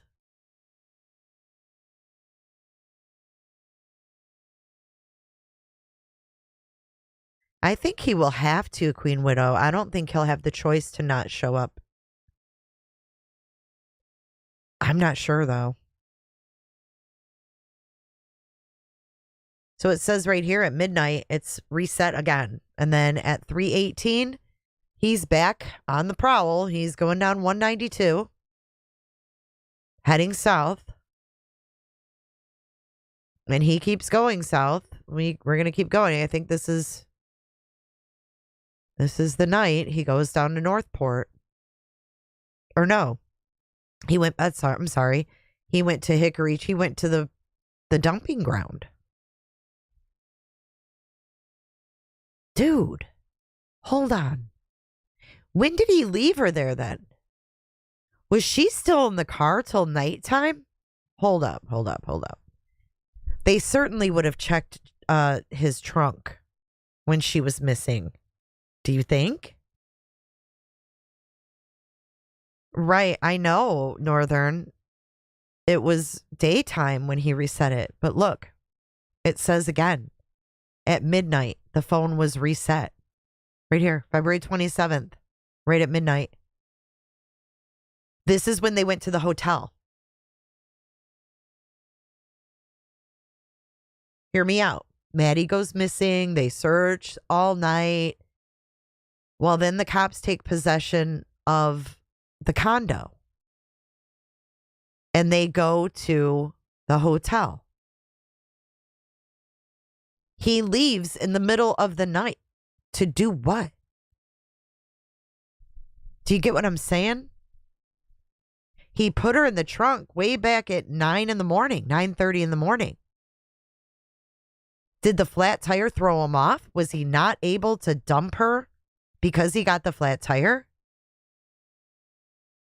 Or did he go back to, I thought when he went back in the middle of the night, he was going back to visit the scene. Oh, this is Jen's car? You're right. No, it's the silver Lincoln. No, this isn't Jen's car. He took Jen's car. Now I'm confused. They say this is the silver Lincoln, y'all. Have you seen the pictures of the trunk? It's disgusting and jam-packed with crap. The thought of Maddie in there hurts my soul.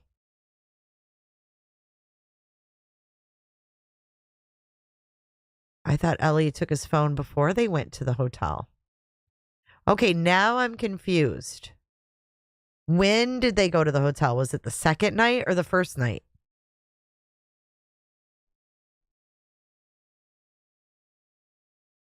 Because this says February 27th. It does look white. It looks white to me too. But look at it. It says Silver Lincoln.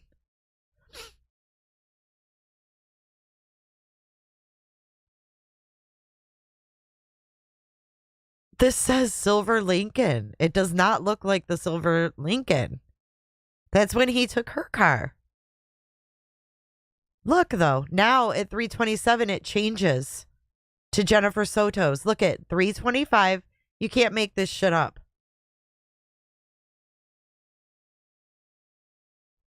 You can't make it up. 3:25, it says Silver Lincoln. And then down below it at 3:27, it says Jennifer Soto's vehicle. So what? And then the rest of them say it's Soto's. Yeah, this is Jennifer's car, but what I'm saying is they have it labeled wrong up until a certain point, and then it's labeled correctly.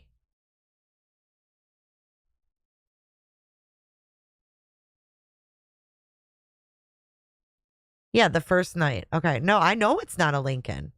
I'm saying they have it labeled wrong, guys, in the very beginning of this. Oh my gosh. And you know what else, y'all? When they did the dog sniffers on their cars,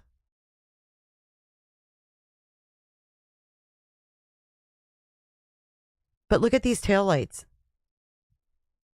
2147. That is the Lincoln. And then this one down here is Jen Soto's at 2147.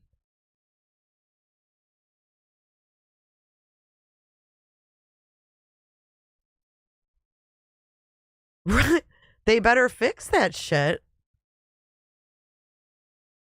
Yeah, I thought he took... Thank you, Shell, for your super sticker.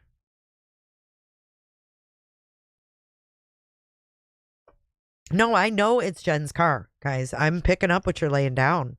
They labeled it wrong.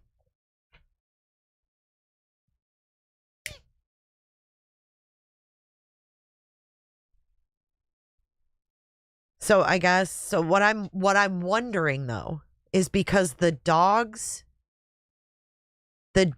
picked up a scent on Jen Soto's car, but not Stephan Stern's car.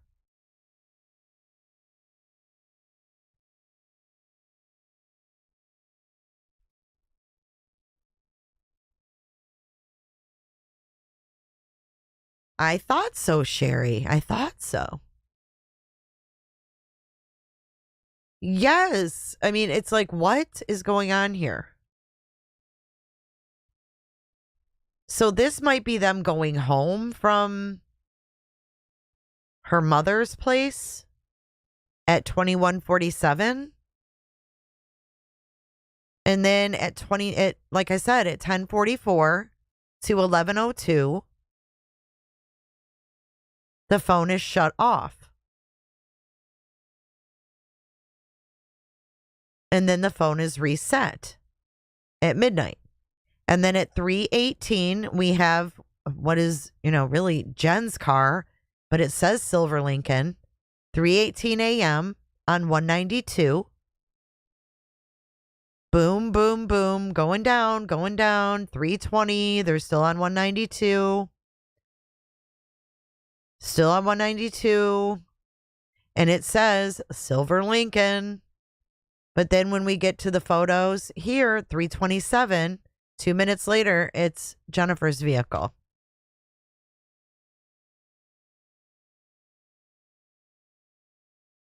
No, they're just screenshots, Cricket.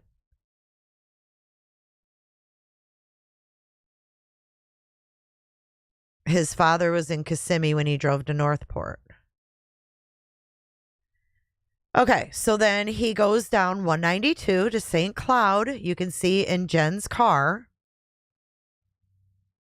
He goes to a parking lot.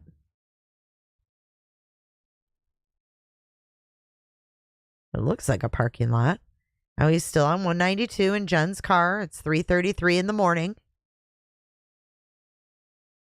Unless those are just lines on the road. Look like a parking area, but old southbound Hickory Tree. So he's down there in Northport. 192, Michigan Avenue, New York Avenue. We're at 4:11 in the morning, 4:13 in the morning, 4:14. Red light camera at 192 and John Young Parkway at 4:25. 4:28, 192. And then he hit a toll at 10:38. The fuck? We go from 4. What? We go from 4 in the morning in Jenn's car and then 10:38 in the morning?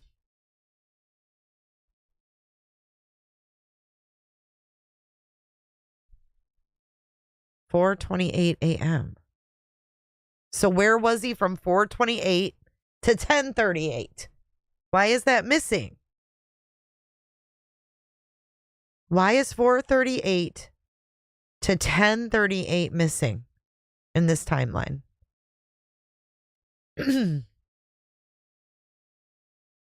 At 6 hours. And we know that at 9 something, Jenn called Christopher and said, "Is Stephan with you? 'Cause he's not here." So what happened in those 6 hours? So we have 10:38 a.m. We're on Osceola and Shingle Creek Toll. And then 11 a.m. I thought that her and Chris were having breakfast at this time. Or is this when Stephan returns? Interview with blank and Stephan, with Jenn and Stephan at 11:16. So he got back 14 minutes before the interview?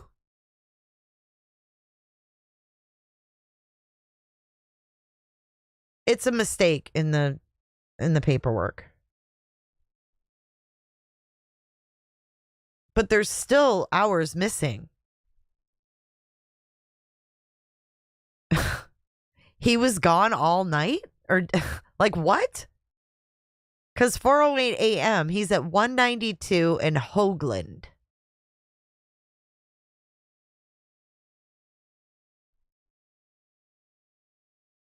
And then the next hit is 10:38 in the morning. And Jenn said he came back with a Wawa. Remember? Remember Jenn said he came back walking in with a Wawa in his hand?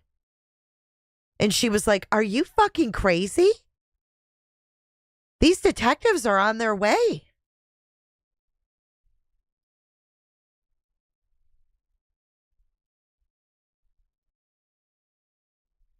I want to find her saying that. Hold on one second. It's got to be.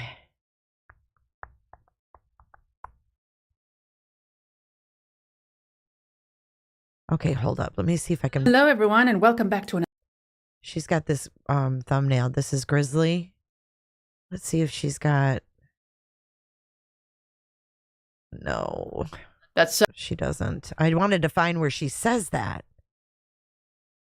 I can't remember what interview it is.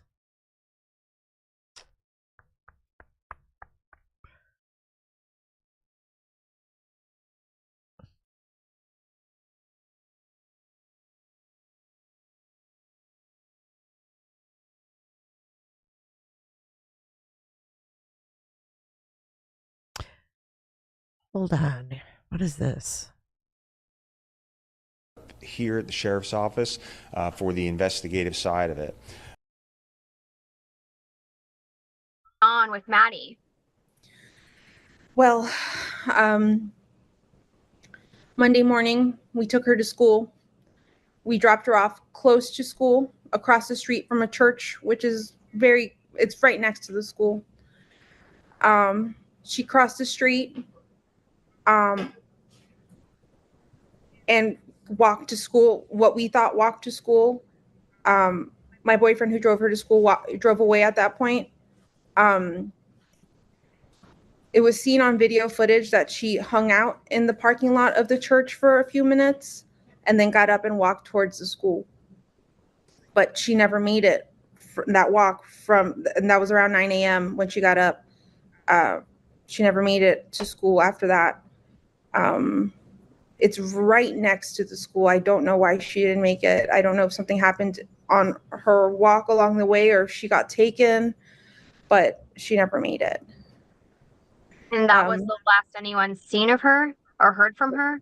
Yes. I went to pick her up after school, and she wasn't there. So I started driving around, maybe thinking she took a walk. Maybe she decided to walk to my mom's office, which is pretty close to the school as well. I drove around and I didn't see anything. I drove back to the school. The school was closed. I emailed one of her teachers. They confirmed that she was absent all day. At that point is when I called 911 because I realized something was truly wrong. Have you heard from any of her friends? Has she been active on any social media? She hasn't been active on social media, none of her chats, none of her games. We did contact all her friends. None of them had seen her Monday or heard from her. There's no update. And I have to ask this, and I know I hate doing it, but is she the type that would run away? Has this happened in the past or anything? Has she ever threatened to run away? Never. She's never ever mentioned anything like this before, and she's not the type to want to do this. She did accidentally leave her phone on Monday, which is kind of normal for her. She's got ADHD and very forgetful. So she left her phone at home, so there's no way to trace her. They tried tracing her school laptop, but that's off, so it's not pinging to anything. Jen, what is your fear? I know you mentioned she's on games and stuff. Do you think she could have met somebody and tried to meet up with them? She's open to us. She's open with us about, if she's got a crush with anyone, and she told us she had a crush on someone at school. And I looked at their messages. Nothing was weird. I looked at all of her messages, all of her deleted messages. Nothing seemed weird. It didn't seem. Do we think that could have been? Do we think that could have been? Yeah, 9 a.m. when she got up. I forgot what I was going to say. Shit. Okay, let me see if this is the one where she brings up the drive. With all kinds of people stuff. Agents came to the house and we sat. 8 and a 9-year-old had gone missing around the same time too. And then the first thing I did was call Fox 35 News to see if we can air some missing children information.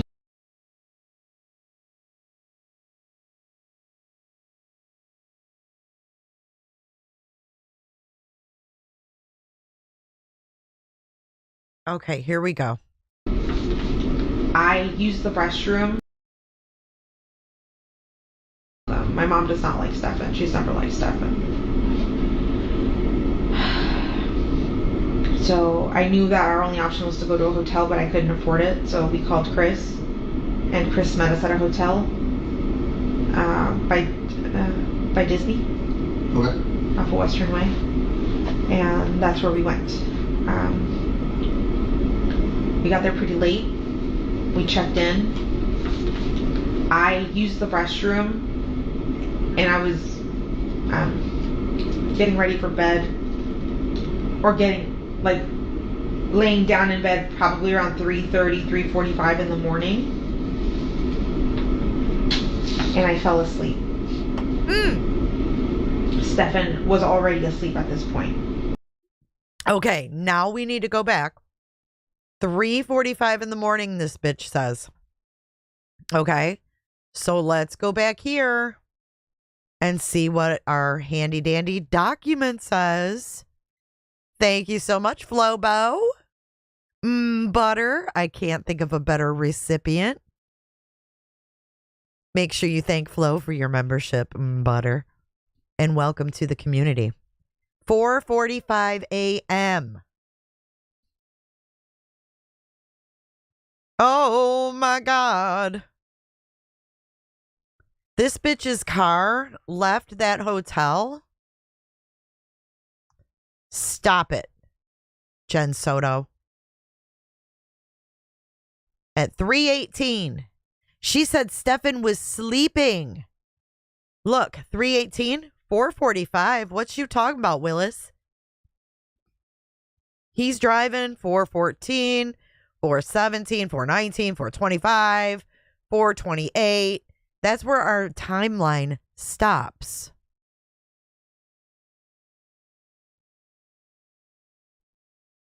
Now, let's listen to that again. He was already asleep. What the hell is going on? Who was in that fucking car? Who was in that car? How do we know it was really Stephan? By Disney. Okay. Off of Western Way. And that's where we went. We got there pretty late. We checked in. I used the restroom. Why do you need to say that? Why do you need to tell them you used the restroom? We checked in. I used the restroom. What? Getting ready for bed. Or laying down in bed probably around 3:30, 3:45 in the morning. Okay. She laid down at 3:30, 3:45 in the morning. That car left at 3:15. Okay? She laid down at 3:30, 3:45. She is a lying liar who lies, Shane. She lied down at oh my God. Then this car takes off at 3:15. Her car, rather. Even though it's labeled wrong, 3:18, sorry. It's seen for the first time on westbound 192 at Hoagland. And this is her car, not Stephan's, even though the idiots have it as Stephan's. So she's saying, oh, Stephan's sleeping. But meanwhile, they've got this car driving. Right? They got this car driving while she's lying through her teeth.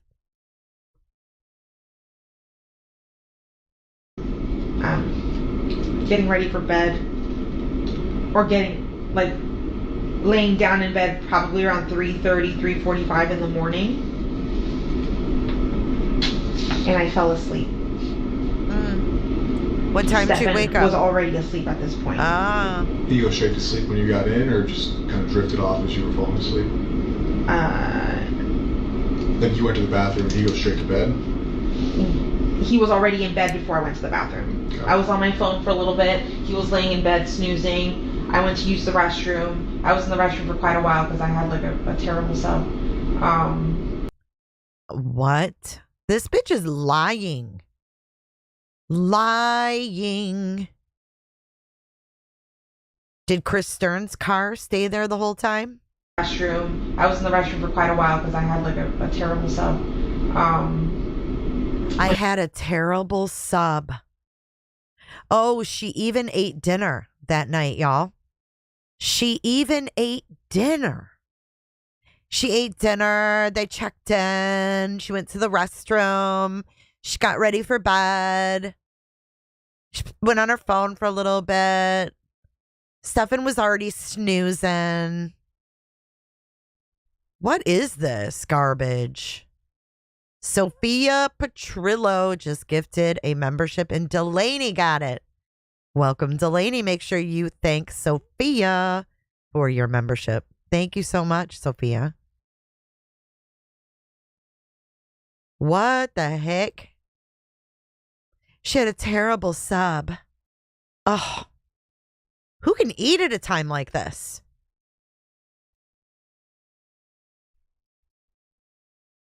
I was in the restroom for quite a while because I had a terrible sub.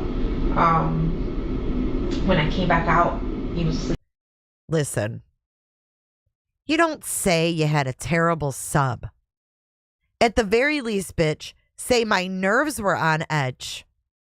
And I was in the bathroom. I was sick to my stomach. Oh, no. She's sick because she had a terrible sub. A terrible sub. I don't have terrible subs. I have the best subs. Coming in hot. Every day that we go live. You guys are awesome. Coming in hot, just like the fajita.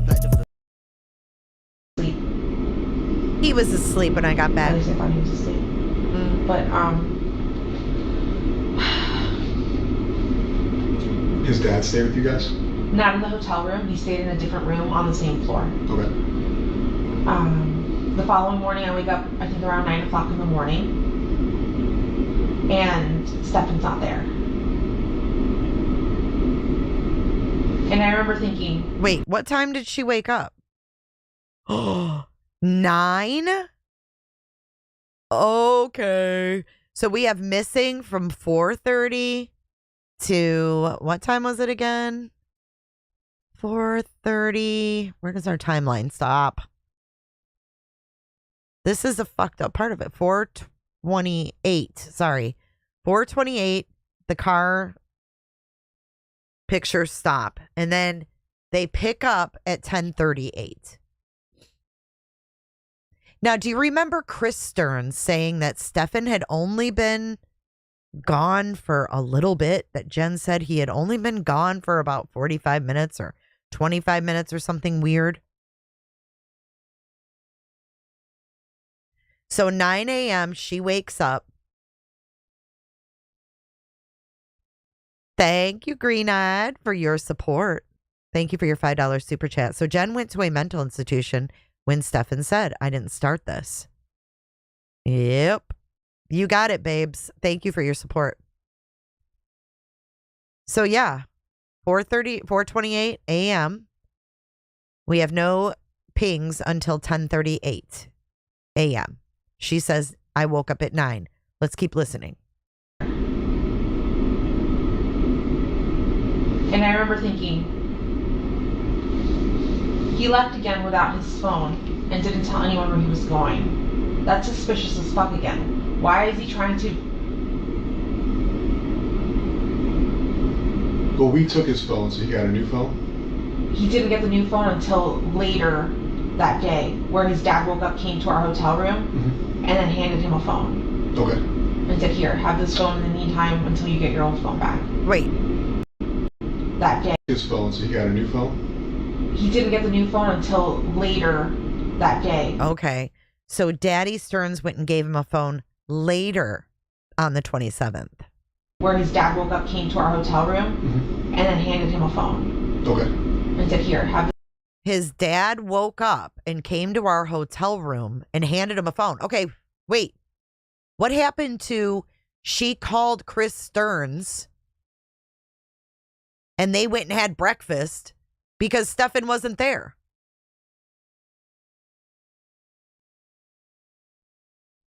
This phone in the meantime until you get your old phone back.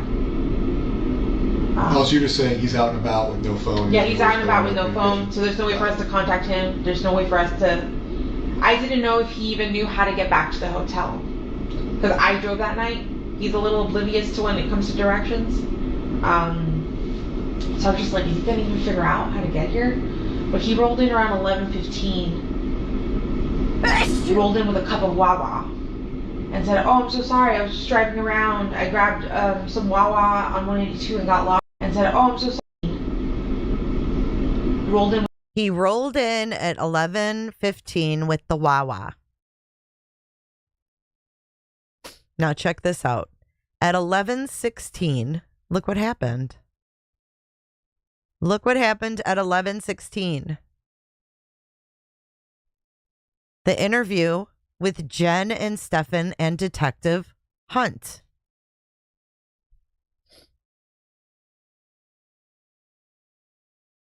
Oh, thank you, Lovey. Thank you, Shane. Thank you, Garlic. I mean, what? She knows the times to say. She knows what time they had that interview, in my opinion.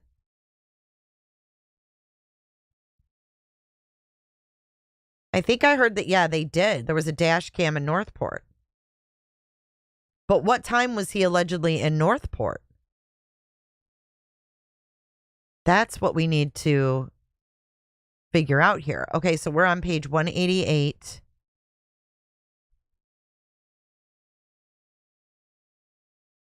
Oops. We're on page 188. Did it give the time that he was in Northport in his dad's thing?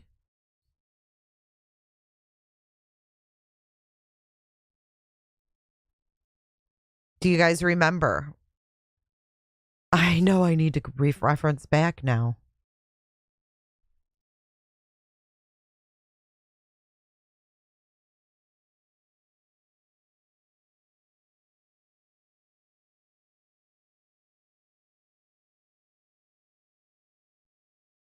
Wait. See, now I'm really confused. Okay, so it says right here, based on an LPR hit on the Nissan on 227, which would be that day, also at St. Cloud Commons and another on Academy Drive, the same path that Lincoln took. I again followed the route of the vehicle using indicators on the trim package of the car.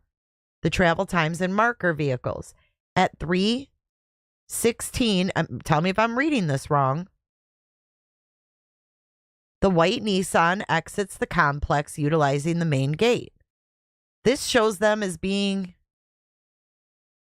The vehicle follows the same path as the Lincoln, with the exception of utilizing the front gate of the complex. So if they were in the hotel the first night, how can this be right? I am so confused.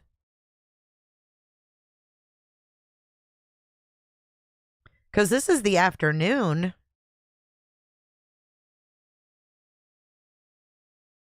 And this says at 3:16 in the morning. So were they at the hotel or not the first night? Or was it the second night they were at the hotel? Do you remember? The 21st night of September.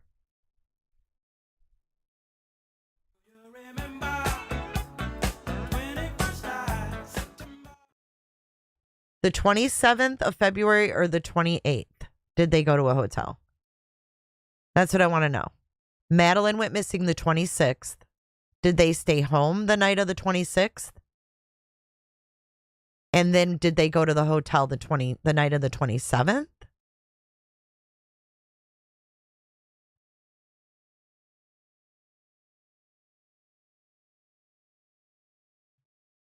Oh, I know, right? I agree, Shane. Because I don't want to get more confused. Let's see.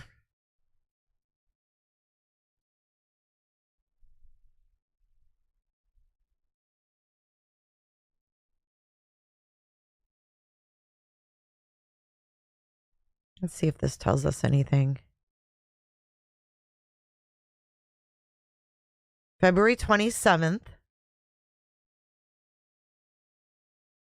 In an interview with investigators, Stearns was asked exactly where he dropped her off. They questioned some of his answers, which made him change his story. I'm thinking it was February 27th, the night, day 2.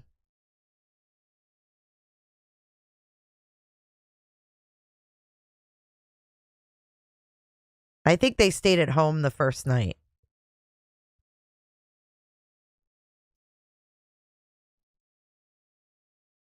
Let me see if I can find a better timeline. I'm super confused right now.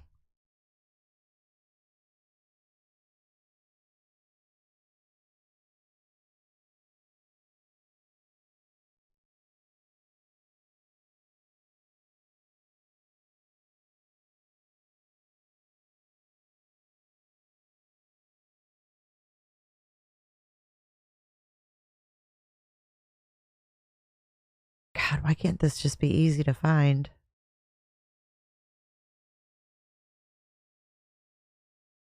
Okay, here we go.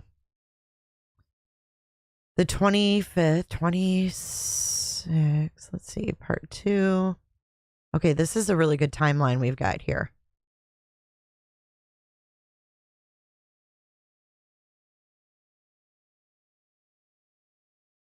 Okay. So the 26th was when he goes to the parking garage.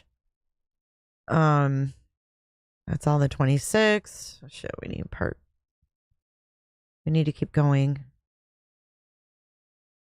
I'll share this link in the description of this video as well. Okay, so the 227 midnight. See? SS factory reset phone second time. 227, 319 to 4:30. Stephan Stearns returns to St. Cloud in the Nissan. So we were right. It was that first night.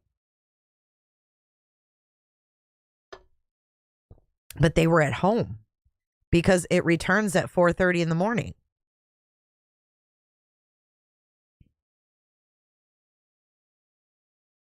And then on 227 at 11:16 a.m. is this interview.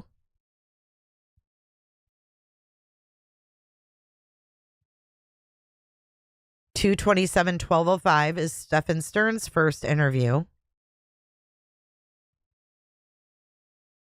227 YZ interview. I don't know who that is. 227, 6:50 p.m. The missing poster was released. 227 in the evening, they have another interview with Stephan. 227 third audio interview. 9:40 p.m. they interview the roommate.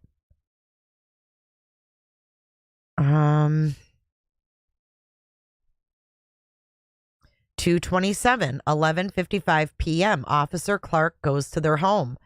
So they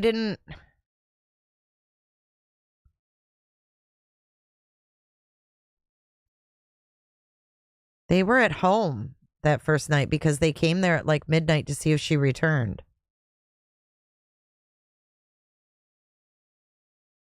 So on 228 at 1:30 a.m., the Lincoln was towed.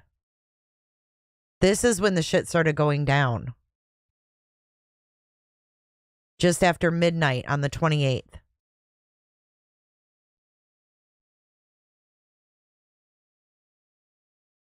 Sunday was the 25th.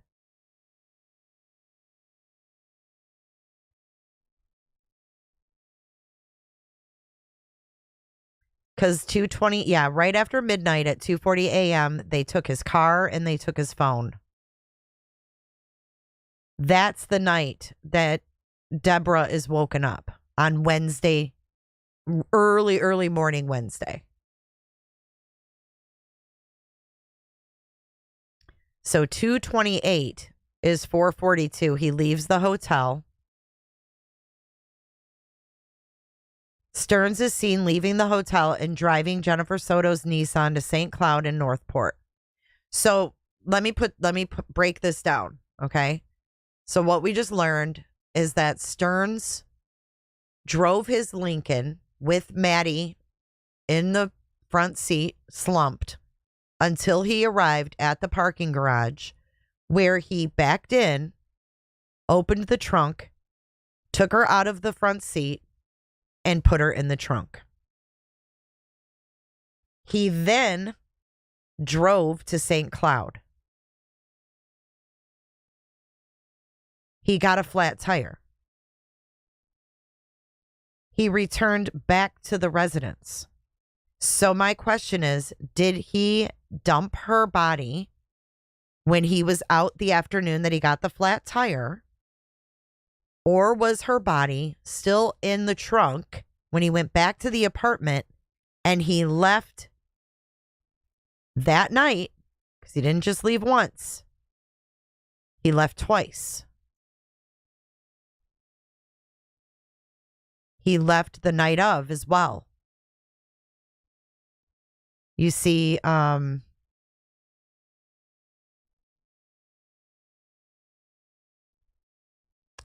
right here. He second time factory resets, and then he heads out at 3:19 a.m. to St. Cloud. And then he gets back at 4:30.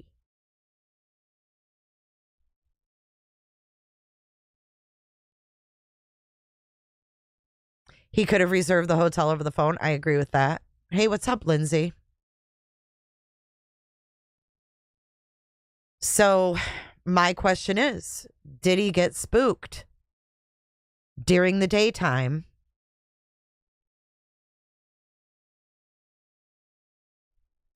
If we go back,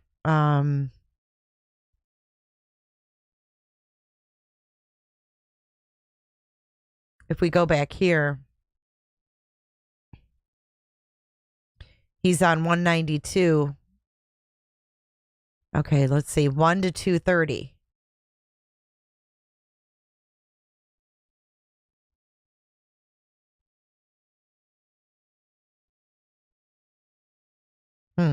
I don't think he dumped her then.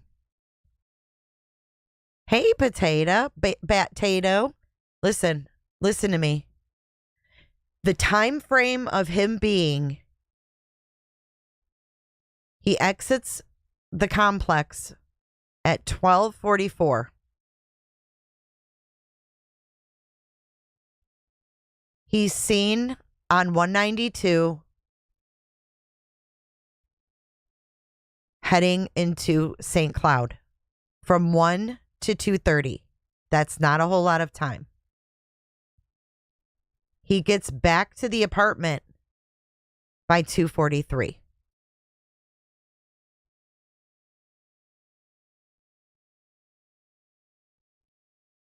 Within a half an hour, he throws more things in the dumpster.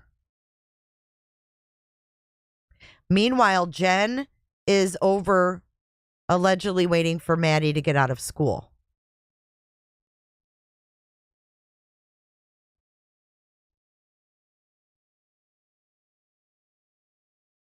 So that's only an hour and a half time. Now, if we go back to this timeline here of that night,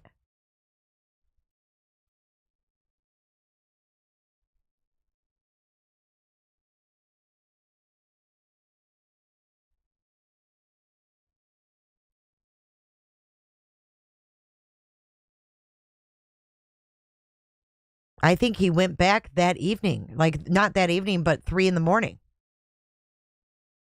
The Nissan at 3 a.m. exits the complex, and it follows the path the Lincoln took the previous day.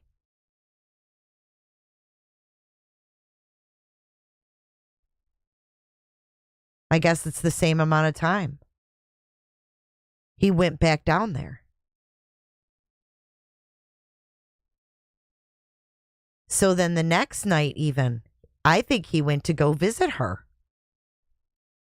The night they were in the hotel. He could have dumped her body because he got the flat tire that might have screwed things up.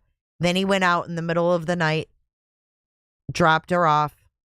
Then he went out while they were at the hotel, and he took Jen's car both times.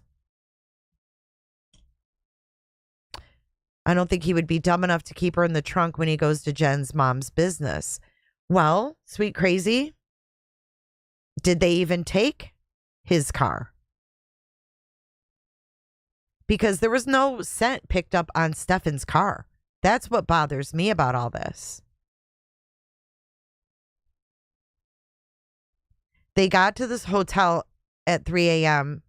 Dad, Jen, and Stephan, everyone goes to bed. Stephan Stern sneaks to Northport at 4:42.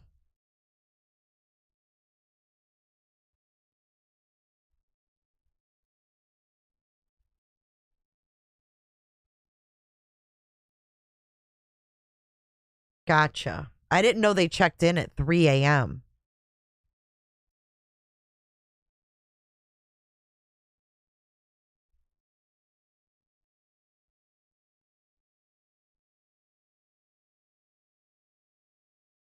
Well, he reset the phone at midnight, so they must have been home. Let's see. Oh, that doesn't give me the exact. Oh, source page 67. Let's see. We're going to piece this together.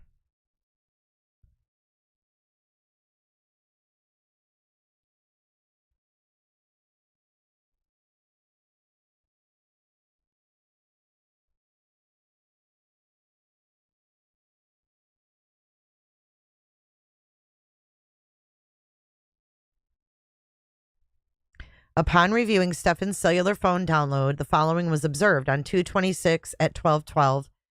That was the daytime. He reset it the first time.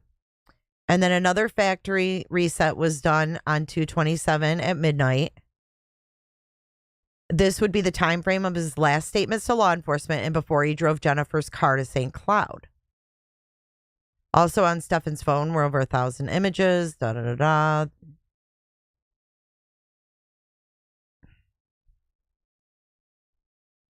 Stephan also searched sevoflurane on 2 different dates.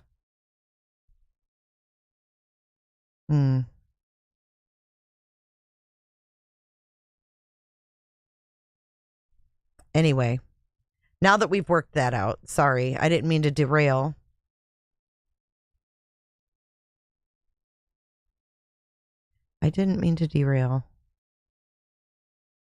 But I was just getting confused on those 2 days. Oh, sorry, I didn't mean to confuse everybody, but what do you guys think? Do you guys think that he was able to see? This is what I think, okay? Now that we're kind of diving deep, I'm thinking that maybe Stephan went down to St. Cloud and drove that area to find a spot, to like scope out a spot, kind of like Bridge Guy did. We don't know when he dumped her, Megan. That's what I'm saying. He went down there 3 times. He went down there during the day, got the flat tire. Then he went down there at 3 a.m., came back. That was in Jenn's car, though. And then he went back there again the next day after they checked into the hotel.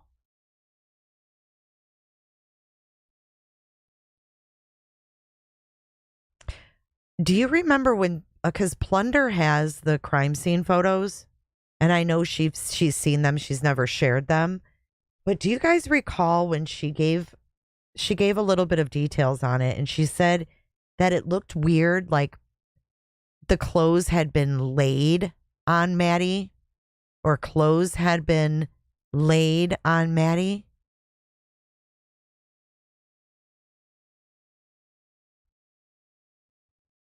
Did he go out there and cover her up with clothes, or did something happened?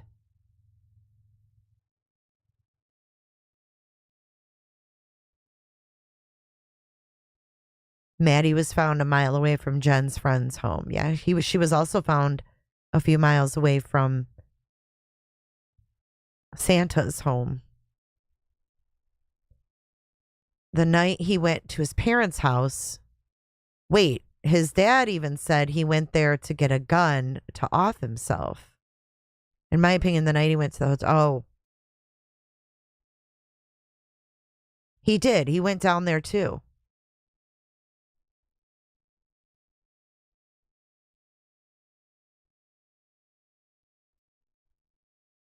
All right. Do you guys remember what page we were on? Like 177, 178? Okay. Now that I've confused us and then brought us back to square one. It is kind of contradicting. Yeah, a lot of them go back to the crime scene. Oh, Iris, that would be awful. No, I'm not. I'm really not getting it confused, Chris. I know that she allegedly was clothed, but Plunder said it looked weird. She said that it looked like the clothes were laid upon her. I wish I could find the video right offhand. But she did say that. I don't know if she had shorts on, because remember they were like, oh, shorts. Oh, no, pants. And then when I heard Plunder say that, like, I almost want to find the video now. I almost want to find where she said that. Because it's the only description I've ever really seen of anyone.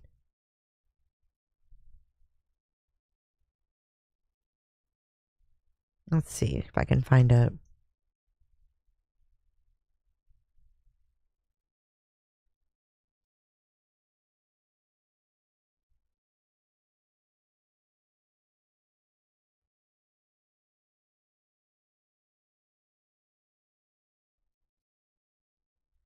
Give me 2 seconds.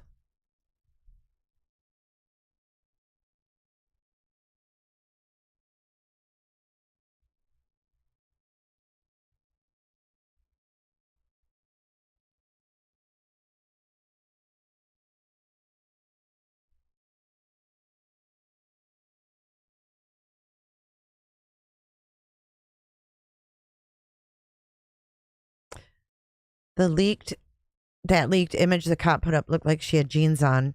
Yeah, I know, but I'm telling you, the way she described it and she saw it like unedited is what got me.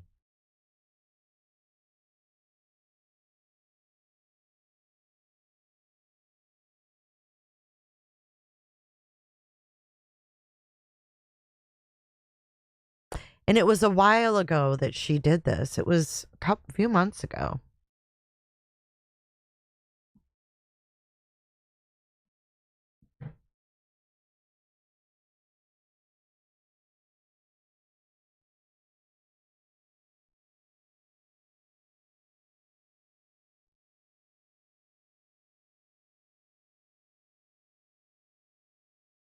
This is going to bother me now because I know it's here. Okay, here we go. People are going to be dissecting this document straight from the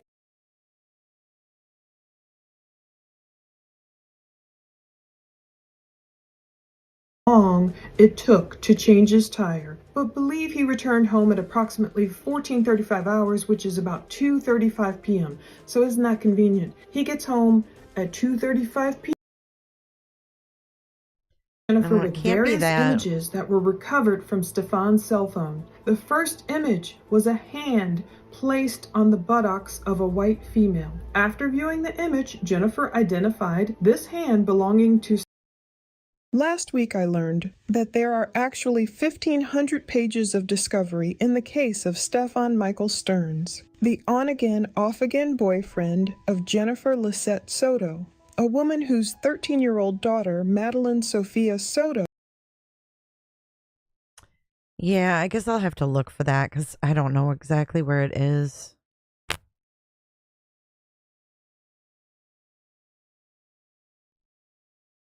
It might have been in these.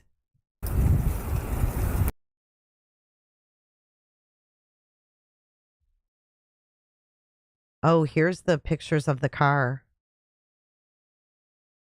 To come along, try and make us think, even though we're smarter than this, make us think that an adult taking advantage of a child should be normalized. And that's what I'm wondering, is Jen part of that movement? Is she part of that idiotic thinking that tries to get society to believe, oh yeah, murder is wrong, which it is, of course, but these pedos wanting kids are not wrong? I mean, that should never be. Maddie was a young girl. She could not consent, and that's how the law should stay. Stephan Stearns is where he needs to be. Eventually, he needs to be in prison. I thought you guys could see it. I'm that's sorry. My theory. I want to hear more about why she's saying this sex stuff isn't evil, is not evil. What is her belief system? What is her logic? Where is her mind? Is that why she felt so free to offer Maddie up to her boyfriend? The ultimate in selfishness. She pretends, oh yeah, it was selfish of me because I wanted a good night's sleep. I think her selfishness goes a lot deeper.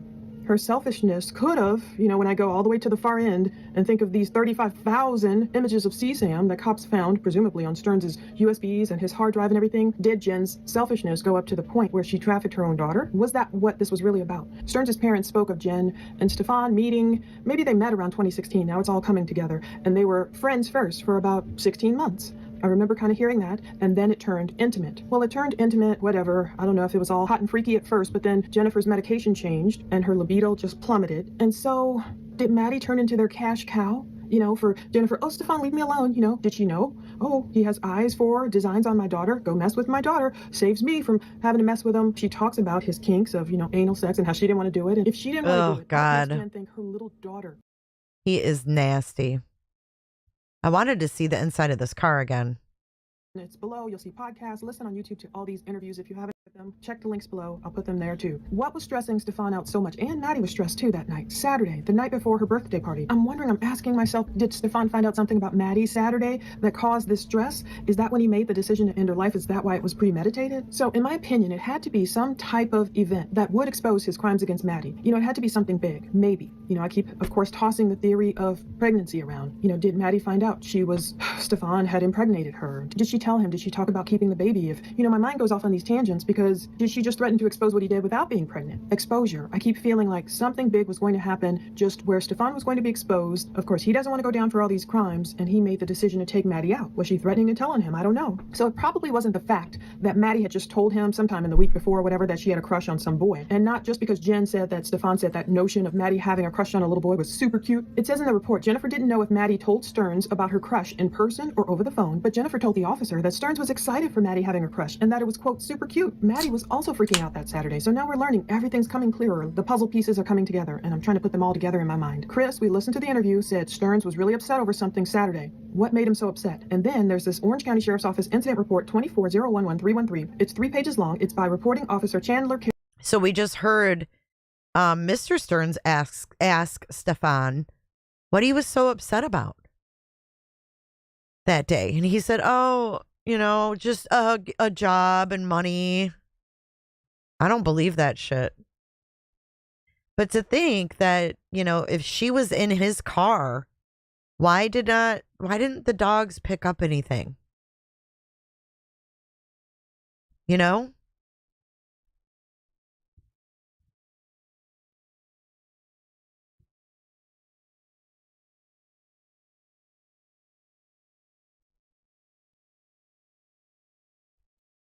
Oh, what really bothered me?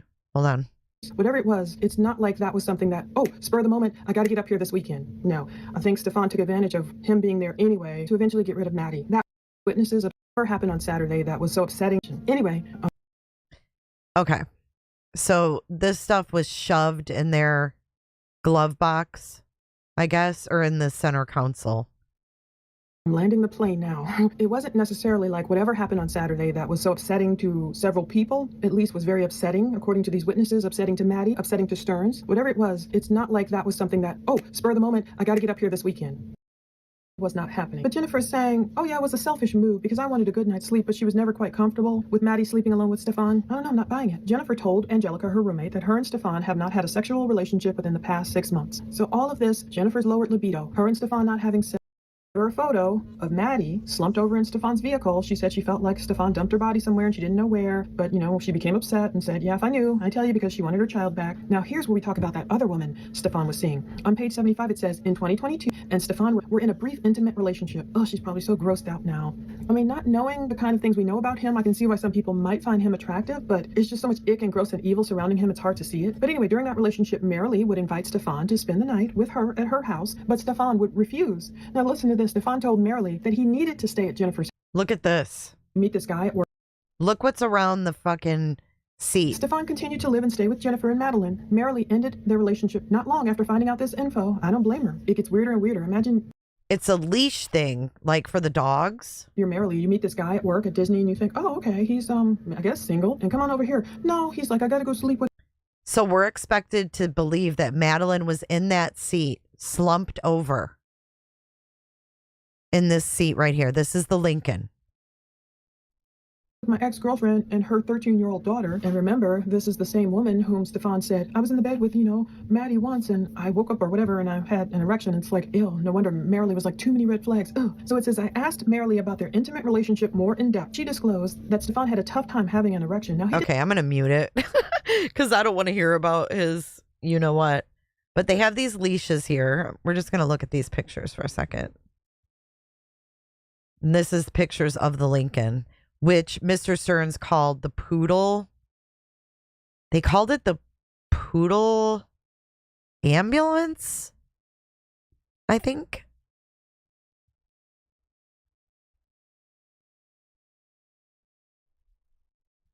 I could have sworn she talks about the crime scene. This is the dumpster part. It should go in order.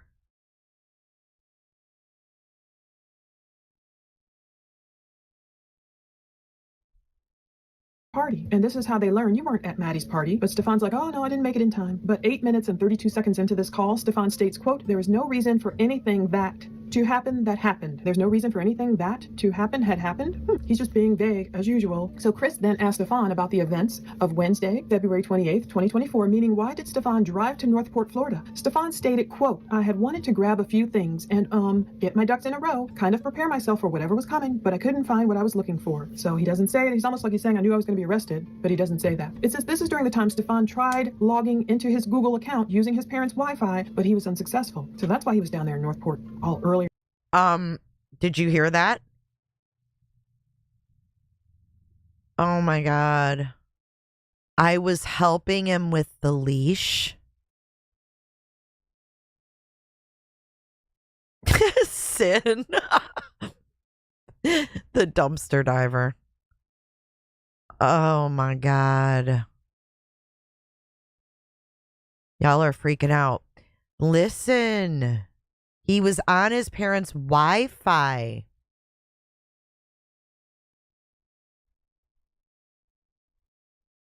I don't think we've ever heard of a time of death. I don't know if they have one or not. But did you hear that? Listen, let's play that part again. He was on his parents' Wi-Fi as well. For whatever was coming, but I couldn't find what I was looking for. So he doesn't say it. He's almost like he's saying, I knew I was going to be arrested, but he doesn't say that. It says this is during the time Stephan tried logging into his Google account using his parents' Wi-Fi, but he was unsuccessful. So that's why he was down there in Northport all earlier in the middle of the night, or maybe he was just hanging outside. Maybe that's why the dogs alerted and he couldn't get in the house. Was Stephan hanging somewhere close by just trying to hit their Wi-Fi? I'm glad he couldn't. It's believed that Stephan was attempting to log into his Google account to delete the images and videos of his sexually abusing Maddie. So yeah, his phone's gone. The cops have his phone. He's freaking out. He's going to his parents' house to hit their Wi-Fi, I guess hoping maybe even though he's on a different device than normal, oh, if I'm on my parents' Wi-Fi, maybe it'll automatically log me in. So now we know why he went down there. He was trying. Thank God he couldn't get rid of that evidence. Chris tells Stephan he wished they could understand how this whole situation came about. And Stephan replies, well, I didn't start it, so what the heck does that mean? Didn't start what? So she already knew he said this. We just now heard the call because she put this out 2 months ago. So they must have had the transcript of the call. Stephan replies, well, I didn't start it, so what the heck does that mean? Didn't start what? Is he trying to say Jen started something? She started what? The abuse of Maddie? Or the murder? What is he talking about? Chris told Stephan he participated in it, and Stephan says, yeah. At no point during the conversation did Stephan deny he murdered Maddie. That's it. Those are the high points of this that I want to go over. Let's close with John 18. Okay, now here's Jen's. Backseat driver, come stop. There's Jen's car. This is the actual body cam, I guess, of them going through the cars. As good as possible. They're all getting ready in front of the TV or pulling a Facebook Live. I couldn't find what I wanted, but I do know that Plunder commented on that. I'll try to find it. Sometime. All right, let's get back to these documents, guys. Let's get back on task. So we still don't have an answer, right, about this missing time. And they have the car wrong. We know that they have the car labeled wrong. So let's move past this.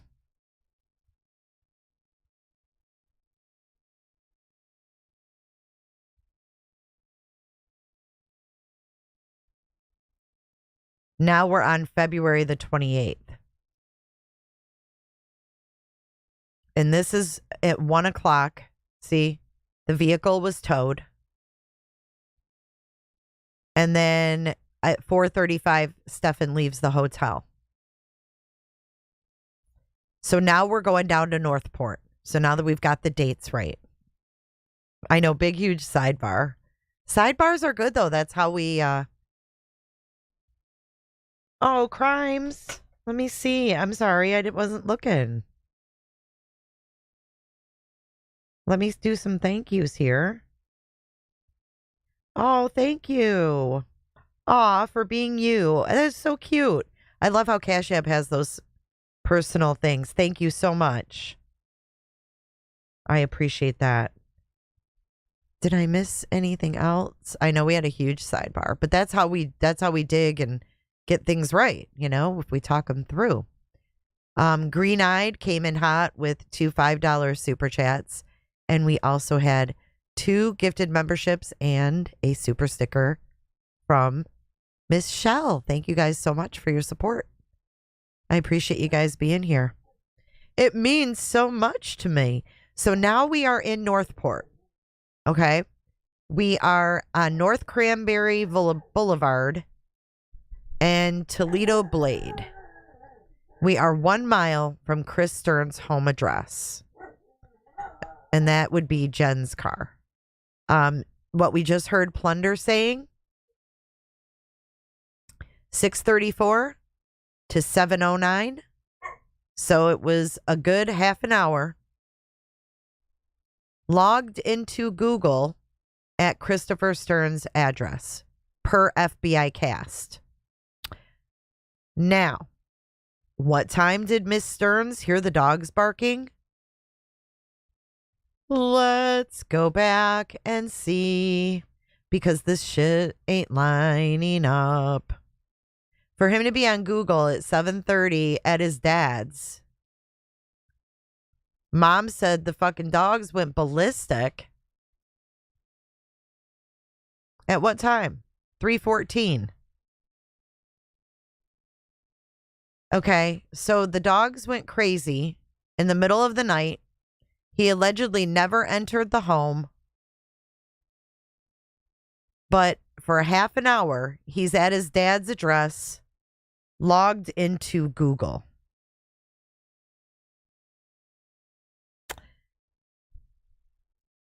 Now, I hate to ask what time he was actually at the storage, because I don't know. But from 6:34 a.m. to 7:09 a.m., he was logged into Google at his dad's address. And then at 7:28 a.m., Christopher Stearns was seen leaving the hotel through the front lobby. 7:28, that's pretty early. 7:46, Stearns is seen heading back.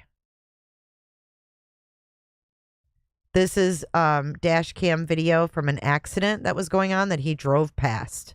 You just never know.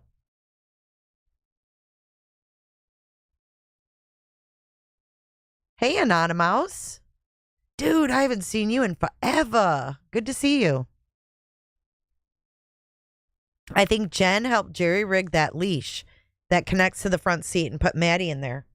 That's the leash she speaks of. I think she's leaking info. There's always some truth in the lies.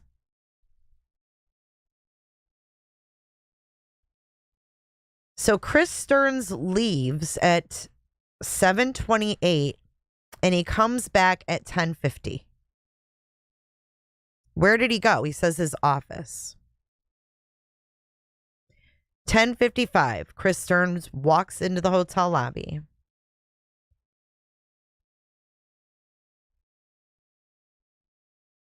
And then that afternoon, they took Jenn's car into custody.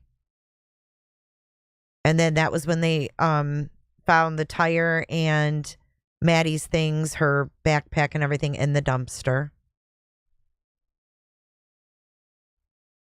And now we are on to March 1st when Madeline's body was found that day. This list is going to be really interesting.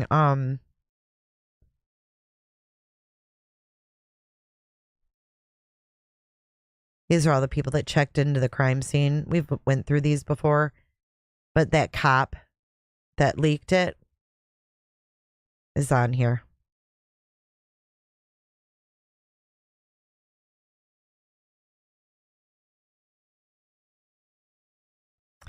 Handwritten timeline. Maybe I should have referenced that, but who knows? So all this is redacted. Let's see.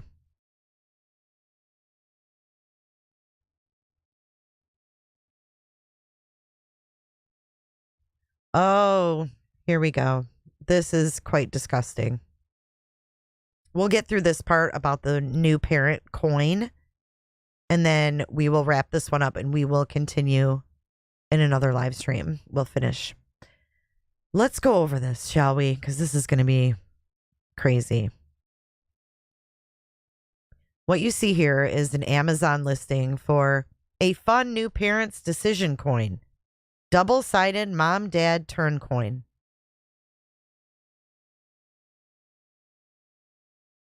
It says new parent decision. Daddy's turn, mummy's turn.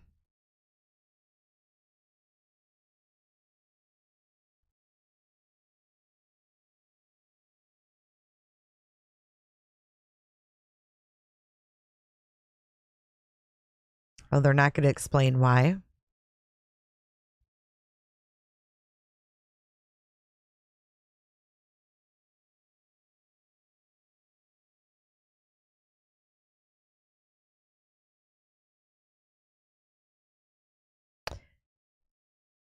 So allegedly, Maddie texted him and said, "We need this."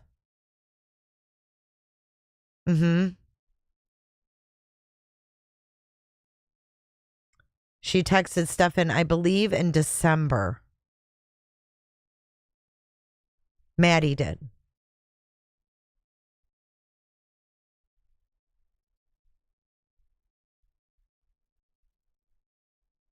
Let me see if I can get the deets on that.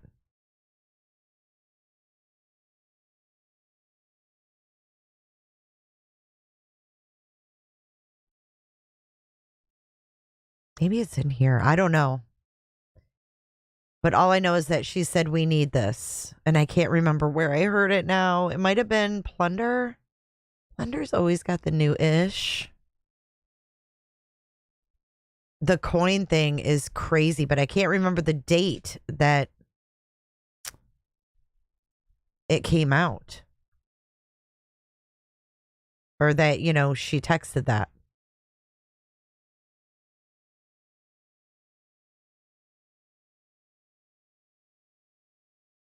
Where did I see that, guys? Anyways.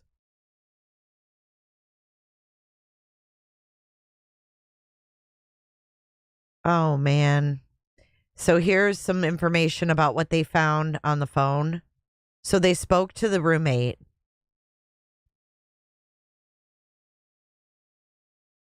And on February 29th, they reviewed the contents of Stephan's phone. In addition to the essay to Maddie, he found a folder labeled blank, which contained over 90 images that were captured of an unaware female, and that was the roommate. Thank you, Maggie. 12/13/23. Maddie texted him that. I truly believe Maddie's 13-year-old brain was thinking that was kind of like an adoption thing. A parent's decision? You think she really looked at herself as a daughter? Or do you think he groomed her to think that she was a lover?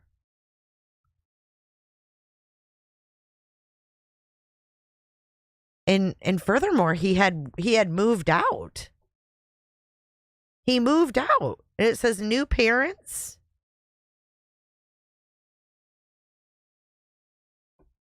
And it's supposed to be for like changing a diaper. Do you know what I'm saying? Like it's mom's turn to change the diaper. It's dad's turn to change the diaper. Because look at the baby. The baby's on the mat with a poopy diaper. And nobody wants to change it.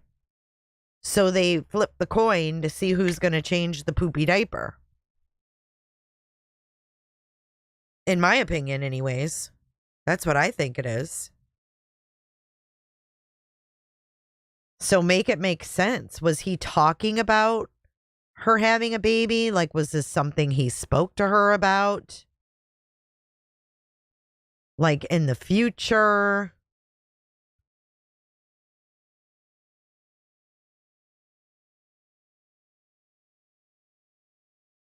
Don't you guys think it's about like changing a diaper?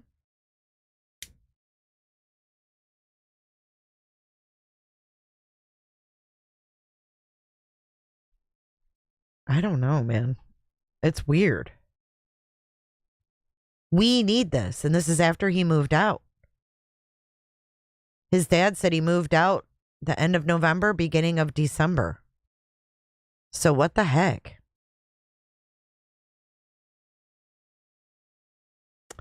All right, let's listen a little bit about the search of the home.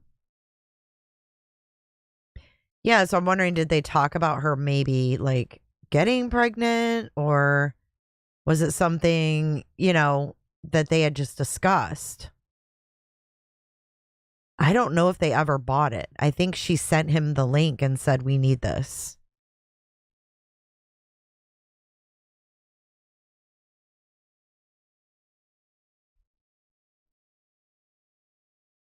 Maybe it's, role play. Maybe it's for the Tamagotchi.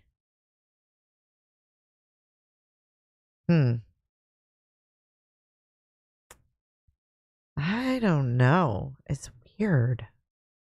What did Anonymous say? Okay, Alyssa said, I don't get the implication of the coin. It's weird, but what are we thinking she meant by that? As in she's mom and he's dad? Tamagotchi parents? Maybe who she has to sleep with? Oh, God. I've never heard of that either.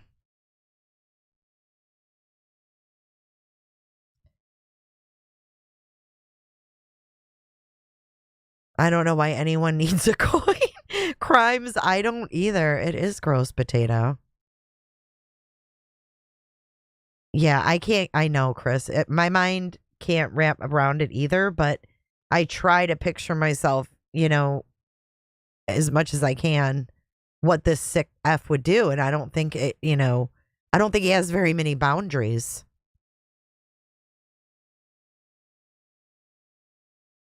Plus, Jen had pregnancy tests under the sink.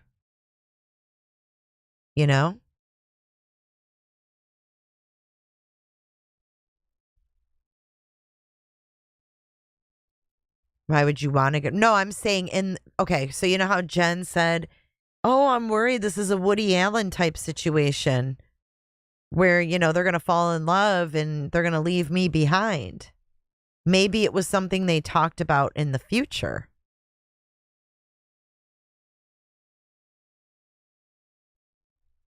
So let's switch gears, and we're going to go to talking about the search of the residents and what they saw.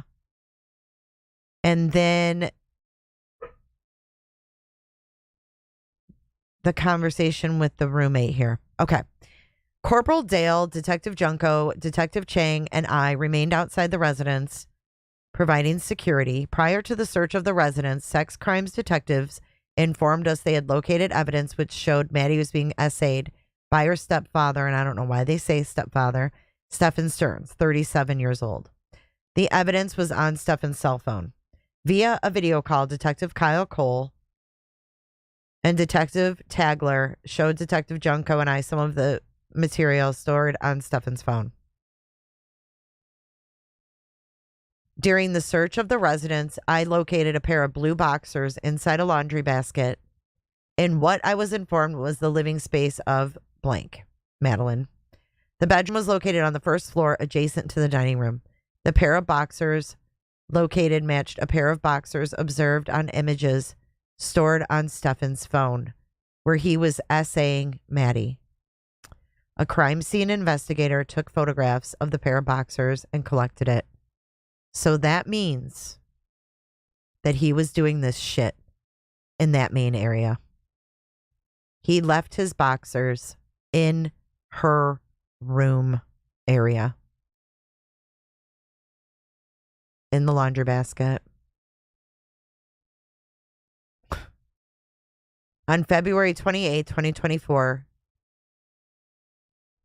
a female who identified herself as blank arrived to their address in an ashen gray Toyota Corolla. The Toyota was registered to blank. She informed me she was a resident of blank. She had been residing there for 2.5 years. 2.5 years. Oh my God. How could these people not know? And she specified her bedroom was located on the second floor, which is adjacent to Stephan's bedroom. Blank was informed the pink comforter on her bed had been collected. Blank had known Stephan for the 2.5 years she had been residing there. She denied ever engaging in sexual intercourse with Stephan. On the same date, I left the blank address and responded to the department. Da da da da. I reviewed the contents of Stephan's phone. In addition to observing the essay to Maddie, I noticed, oh, that's okay. So he took videos and photographs of the roommate when she was nude without her knowledge. What a sicko. This guy meets every check mark of sicko.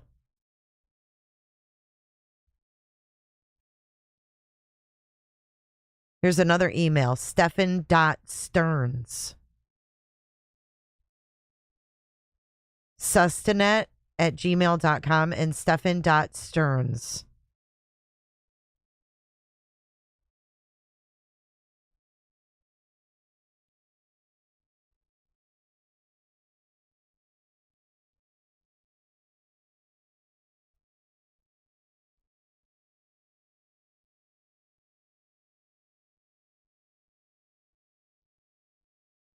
Mm.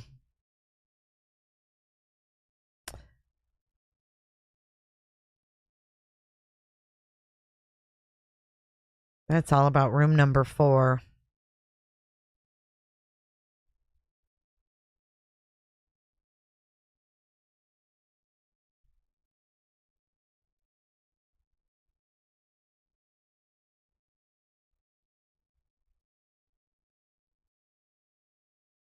This is all of the stuff they found in the car. You guys want to go through this list?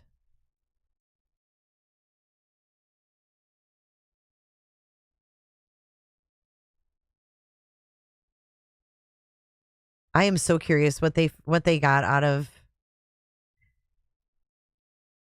these, like all of these tests that they did.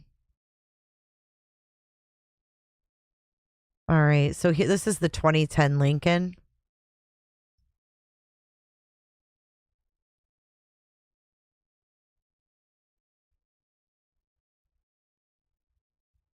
They did a canine sweep of vehicles 1 and 2 for the detection of human decomposition.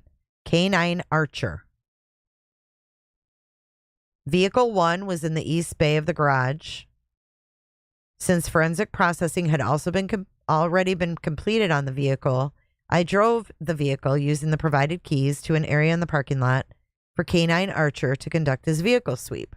Once the sweep was finished, I drove the vehicle back into the east bay. And then they brought in vehicle 2. Canine Archer conducted a sweep of the vehicle while it was in the garage.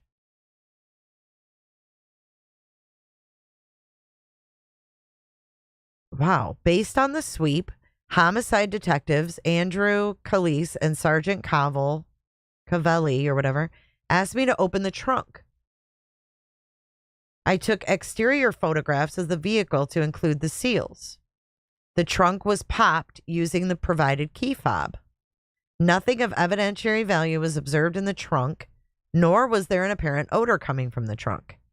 Detective Calise opened the rear driver door, and there was no apparent odor coming from the vehicle interior. I resealed the trunk and rear driver's side door and left the keys on the windshield. So the dog picked up on Jenn's trunk.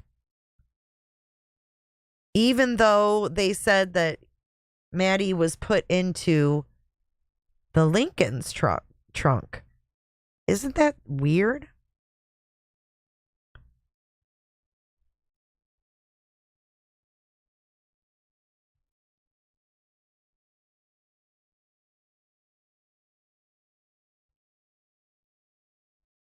So they found a container of hand wipes, a flashlight, pocket knife, nail file, pencil, car tag, vitamins, reusable bag, USB port, a clip, knit gloves, 5 blue latex gloves, 4 pennies, a pen, back scratcher. Yeah, who keeps a back scratcher in their car? Did we get some members? Sophia, thank you so much. Alyssa, welcome to the Clicker Crew.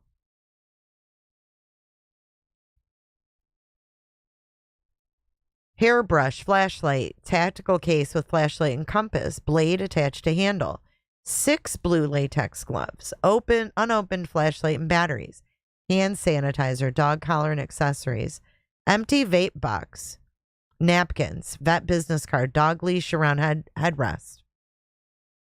I wonder if they tested that dog leash around the headrest for Maddie's DNA.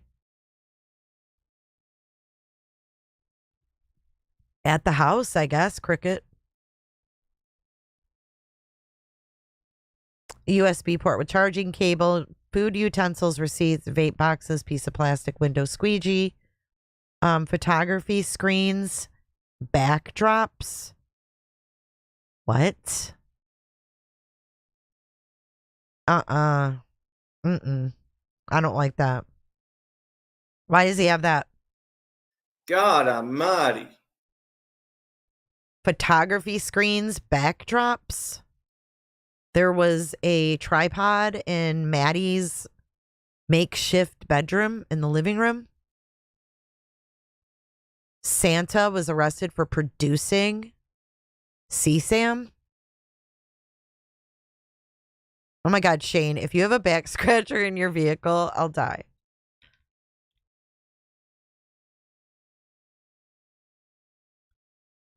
Umbrella, cane. Tan blanket with white stains. Umbrella, black jacket, blue hat, orange bag, towel, dog harness and accessories, napkins, receipts, flag, another blue latex glove, dog leashes on the rear floor, bath mat, reusable bag, receipt, juice bottle, cables, box, zipper pouch, damaged tire, and canes are in the trunk. A green bag, first aid kit, various car equipment, Lincoln emblem, towel, white rope. Nicole G, welcome to the Clicker Crew. Thank you for joining today, girl. White rope, black netting, pipes, gray fabric, green rag, bath mat, another bath mat, umbrellas, chairs, receipts, black trash bag, unopened gloves, red hoodie, blue puffer jacket, CD cases, soccer ball, and a blue bin. Lincoln emblem, Hornady 9mm Luger live round, binoculars for the Creep Town dude. Car manual and registration, glasses, piece of metal, and a dust rag. Area behind shifter, a nail clipper. Glasses with cases. Blue latex gloves. Napkins, face mask, notebook, and pen. And these are all of the swab testings they did on all these stains. And let's see if we can find that dog leash.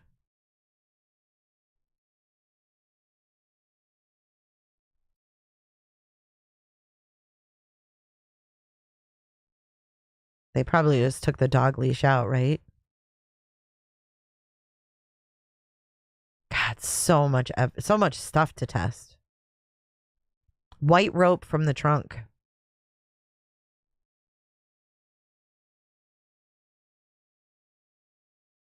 God only knows.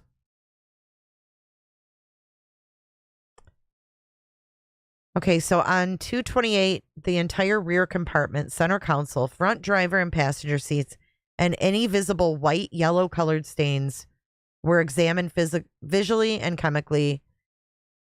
And we're negative for semen, for the presence of semen. Thank God.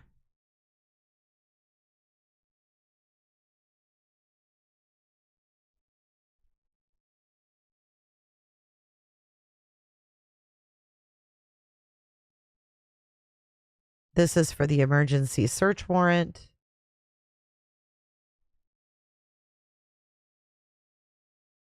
This is for the white Nissan. This is for Jenn's car.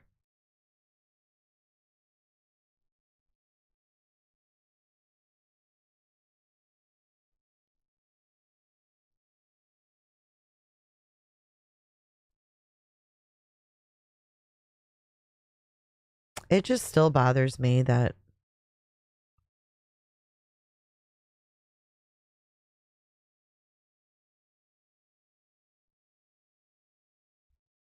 wait a minute. Oh, this is for Jenn's car.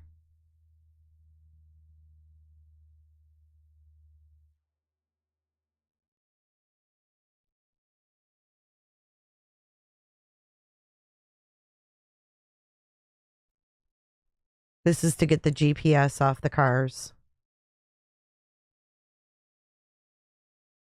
This is for the Lincoln, Christopher Walker Stearns. Again, that is to get the GPS off that 2010 Lincoln. Let's see what's next. 2012 Honda. Oh, this is the one that was parked out front of the Stearns vehicle, or the Stearns house, rather. So is that...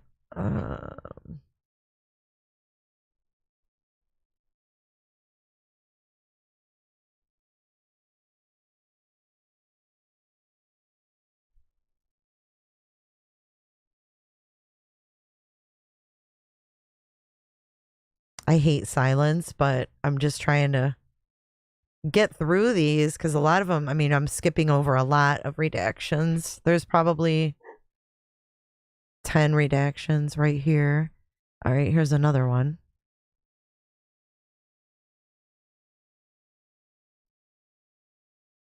This is all the same shit.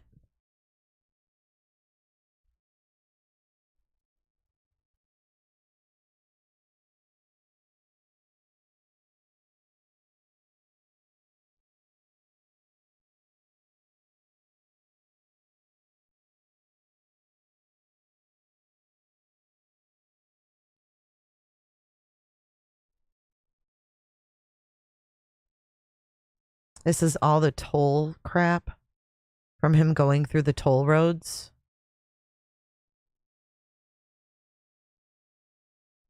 I don't know. We're on page 392. So this must be how they located his car and stuff. I mean, we just went through that whole timeline. This seems redundant. But this is how they do it, which is pretty cool to see.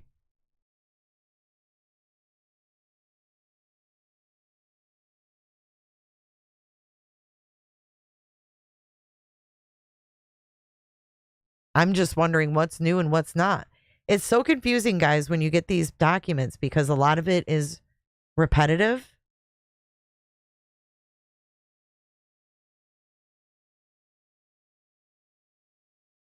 This is the warrant for the visitor logs and the video surveillance at the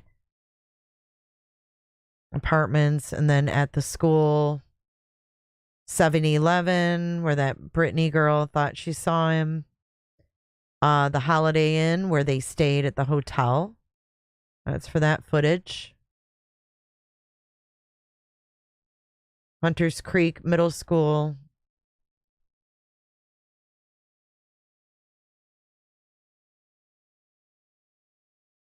List of all the evidence that was in the car that we read.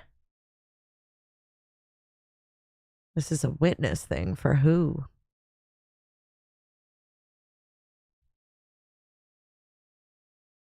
Here's a Venetian Bay map. Here's the map to the apartments.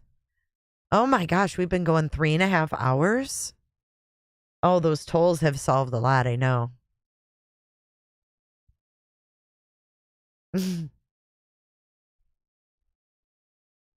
Lisa says, I talk to people all day long. I don't mind a blip of silence. It just feels funny from my end to sit there and not be talking.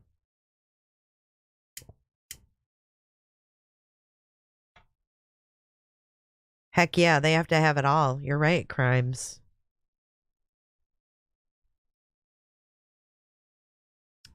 Here is Jennifer Soto's written statement. I haven't seen this. Have you guys?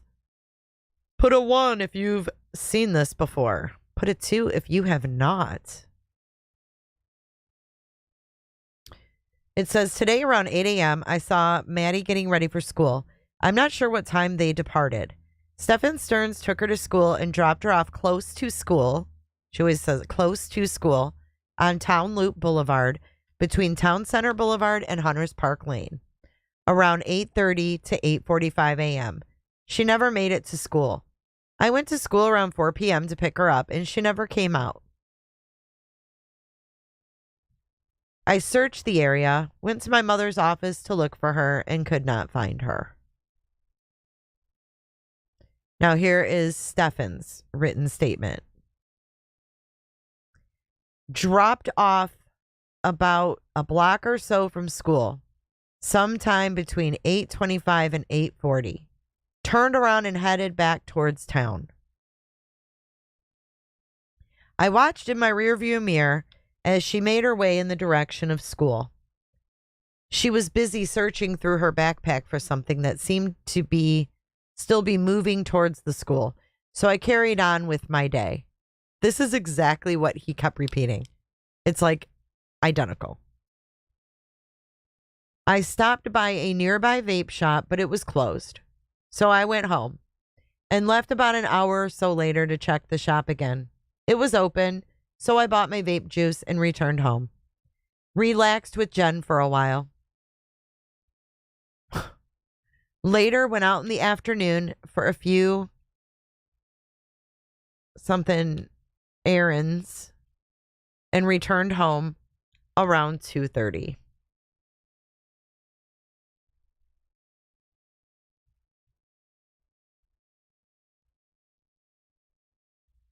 And here is the property manager saying that they are releasing the videos to them.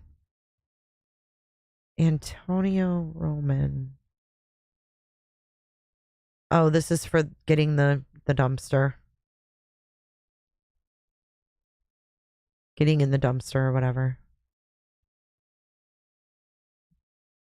Here's the receipt from what they took from Stephan. A set, the buccal swabs. Ew, penile swabs. I hope they shoved it up there. Swabs from the right and left hand, zip up jacket, blue shirt, hat, khaki pants, brown belt, blue underwear, brown sandals, and a black watch. So he was wearing a watch when he was arrested. This is the list of everything they got from the house. We've gone through it all. It was just all typed up. We're just now seeing their handwritten notes.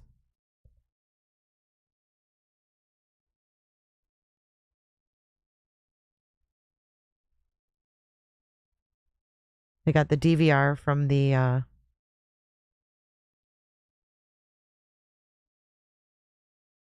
oh God, this is sick. Okay.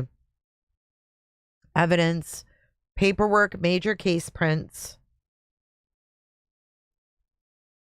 lift cards from the Lincoln, the swabs of Stearns, the DNA card for Maddie, left fingernail clippings of Maddie, right fingernail clippings of Maddie, 2 neck swabs of Maddie, right hand swab and left hand swab, rectal swab, vaginal, breast, oral. What's this all about? Suspected crack cocaine and 21 grams of marijuana? What? Who's crack cocaine? What the hell? I never heard that. Like, what the fuck is this? And everybody's like, what the fuck is this? Who had crack cocaine? Cocaine, cocaine, cocaine, cocaine, cocaine. It's cocaine. It's cocaine. What else did they have, for fuck's sake?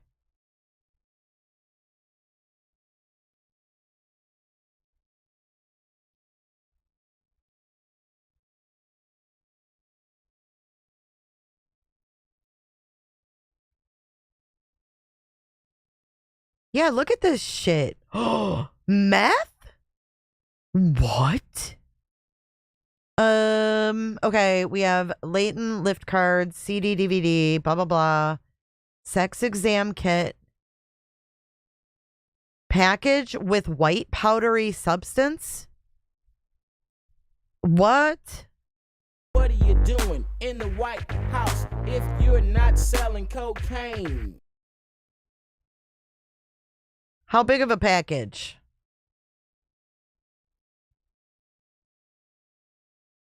Latent card from Mitsubishi? Who's got a Mitsubishi? Whose car is that? Am I stoned, or is this the same case?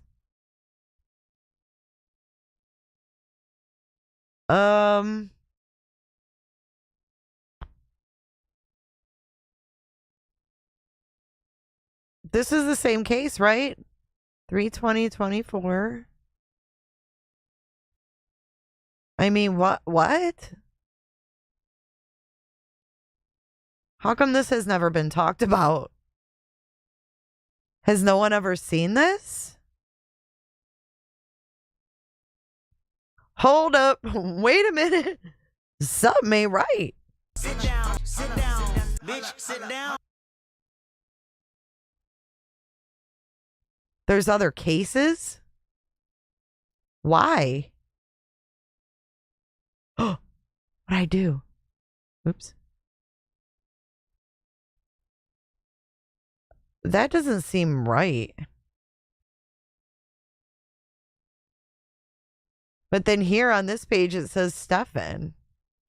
Did they throw that in there on accident? Because that's... No, it doesn't seem like it's the right case.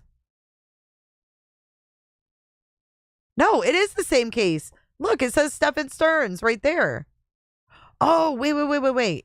The ones with the red X are not them. Look. God almighty.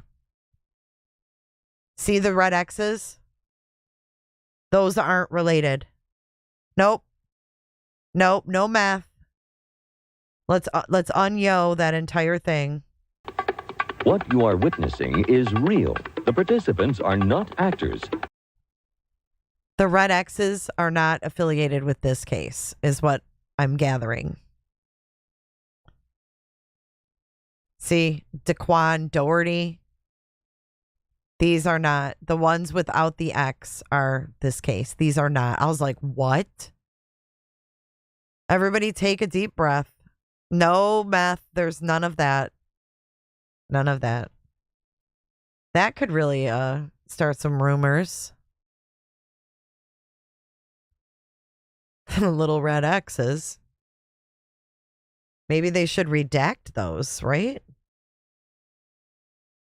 I know if it got worse in this case, I would plead insanity at that point. God almighty.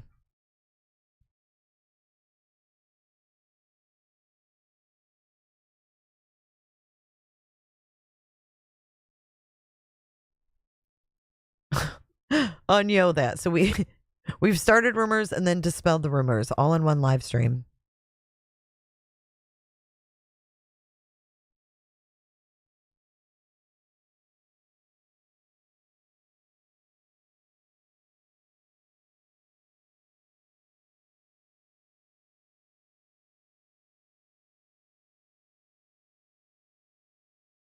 Hang on, I'm just I think we've read that.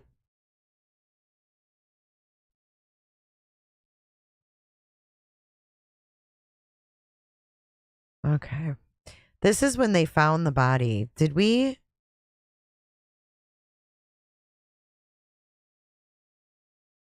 read this yet? It says April 25th.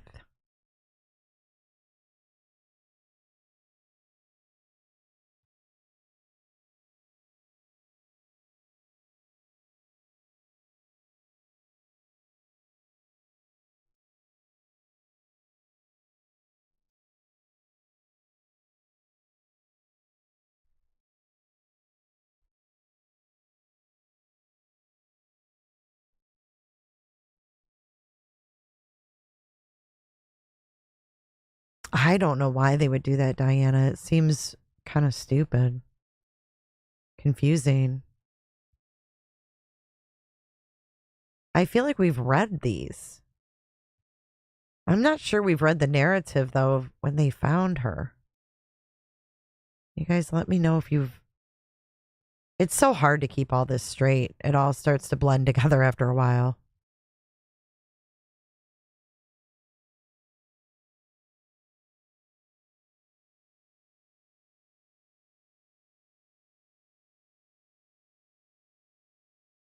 I'm sure new things would come out. Yeah, I mean, I would imagine.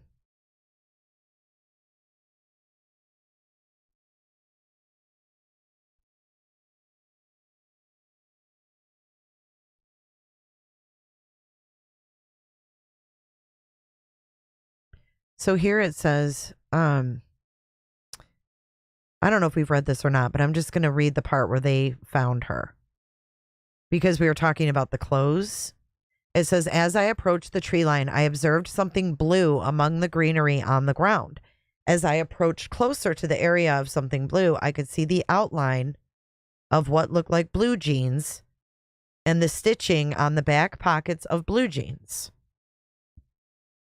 As I approached closer, I could see what appeared to be the outline of a small body covered in blue jeans. Covered in blue jeans. What's with that? Am I being too persnickety about the language used? Covered, that's just weird to say. Covered in blue jeans and a greenish top. Like a sweatshirt with a hood.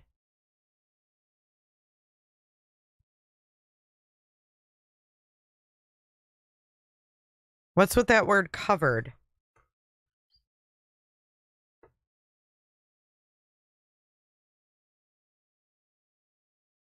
Do you think it's just poor wording, or I could see what appeared to be the outline of a small body covered in blue jeans and a greenish top, like a sweatshirt with a hood. I called to Sergeant Swan to come over to my location to confirm my findings.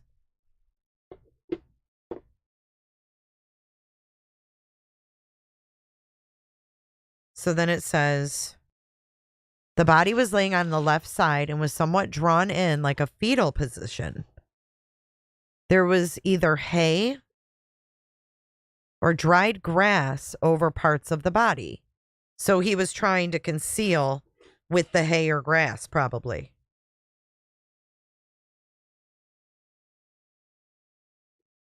Y'all have never seen this? Okay. Well, I don't remember hearing it either, but it just was weird. I'm telling you, Plunder made note of that. She was like, I don't know. She's like, it looked like they were laying on her, not necessarily wearing them. So was she, I hate to say this and I hate to even talk about it, but was she nude when she was unalived?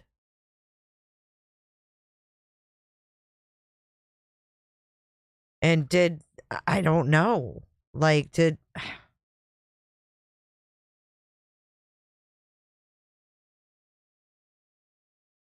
dogs would have smelled something in the car if she was in there overnight. It's just so weird. So he must have went back out there to quote unquote visit the crime scene.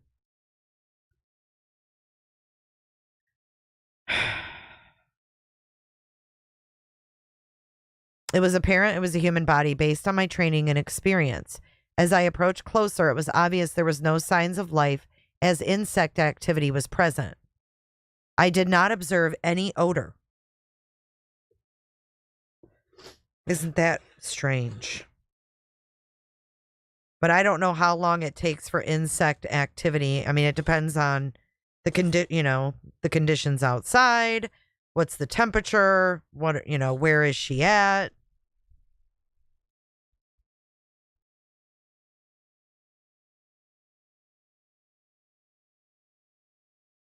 But it seems like it was her hoodie for school.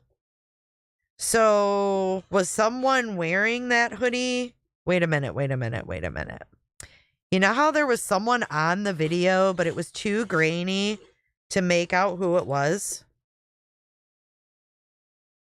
Was Soto wearing that outfit? Was Jen wearing that outfit? And pretending to be Maddie that morning?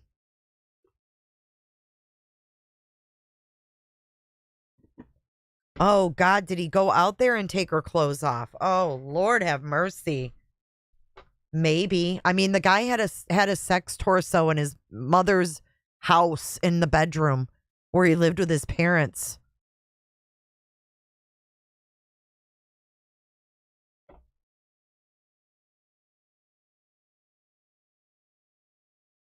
That's what I'm thinking. Did he go out there and undress her?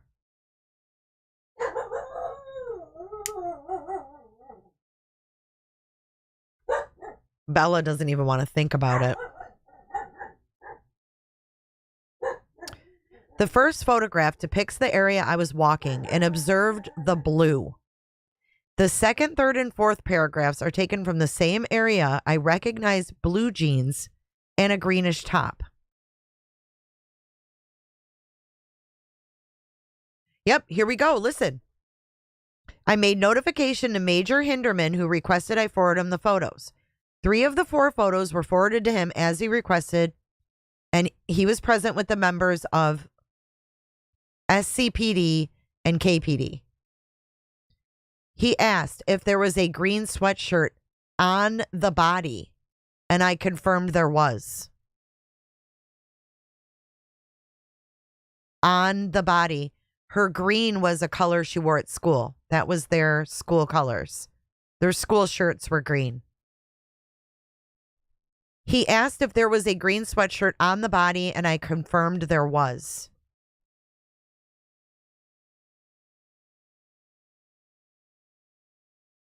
Yeah, he wanted his ex-girlfriend to lay there and play dead. Sick.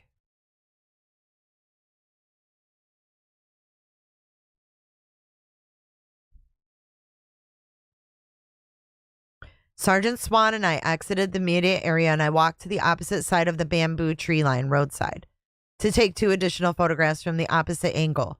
From this angle, some blue is visible, but it's unclear what the blue is.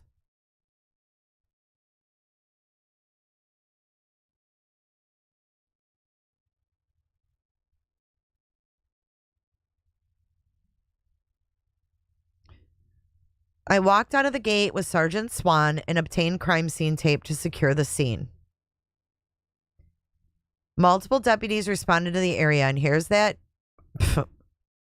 Sheriff Lopez, listen to this.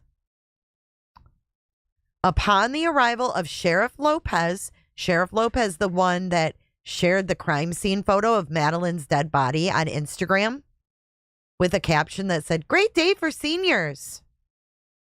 Yeah, that Sheriff Lopez. He requested to be taken to the location where I located the body, which I did. Scum. Had those pictures of Madeline on his personal cell phone. Shame on him. I began the crime scene log after Sergeant Swan and I signed it. I requested Sheriff Lopez to sign it as well.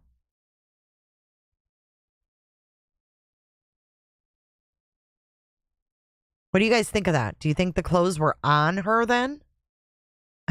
Sure sounds like it to me. What the hell was Stephan Stearns doing when he was going back out into that scene?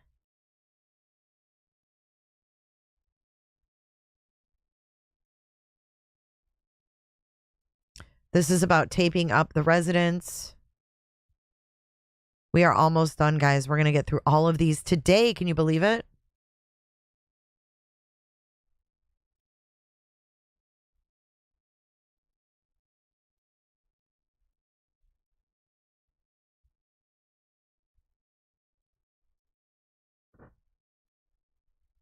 This is all of the stuff we've already heard. I'm just scrolling to make sure there's nothing new.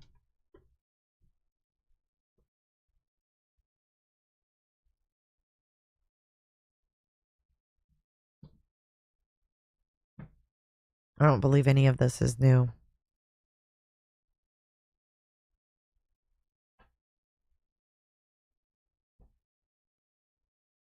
It's like they throw new bits in and then there's all this redundant crap, right? So what was the person seen that was allegedly Maddie wearing? Good question.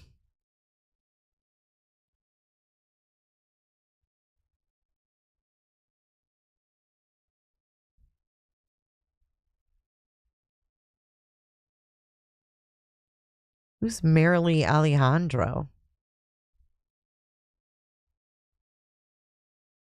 Oh, Christ. This is the chick right here. We've heard about this verbally, but... Oh, Lord. I asked Marilee about their intimate relationship. This is the girl that Stephan dated from Disney. Marilee described one weird, very weird, in quotations, occasion where Stephan had her laid face down completely flat as if she was dead and had sexual intercourse with her. Marilee said that was the only time he was very erect. No, they said the jeans and the shirt were on her, not like on top of her.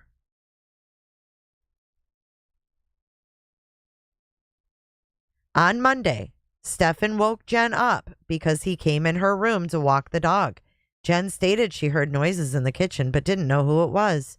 Jenn went back to sleep after Stephan took the dog out. Jenn stated she never saw Madeline on Monday morning. Around 9 o'clock, Jenn woke up and got ready for her doctor's appointment.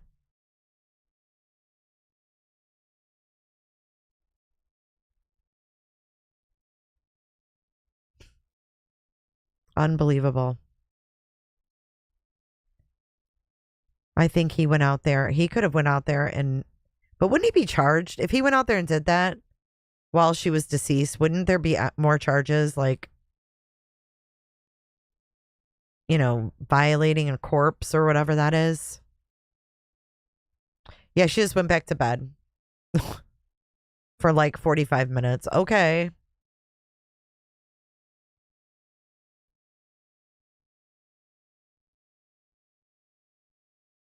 This is the call we just heard. Stephan makes a call to Chris. Chris puts the call on speaker. This is the call we just heard. And that is it. I guess that would be the new piece. I mean, we went over stuff that's probably already been out there, but some of it I don't remember. So we did get through all of these documents. I can't believe it. You guys are champions. We are the champions. I just... abusing a corpse. That's what it is, crimes. Thank you. All they did was sleep. That's why I wouldn't be surprised by the drug thing, but I just want to clarify that as we were going through this, we did come across some drug offenses, but they were not for these... I don't even want to call them folks, for these people.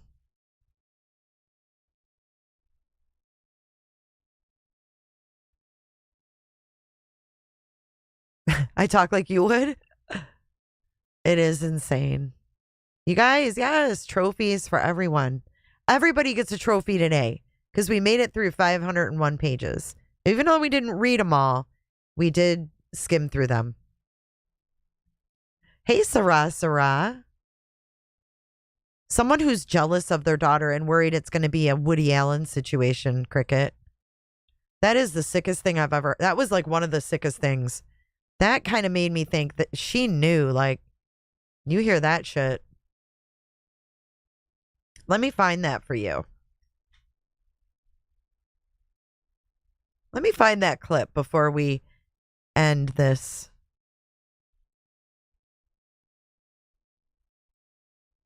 Where did she say that? Oh, I thought I'd be able to find it quick.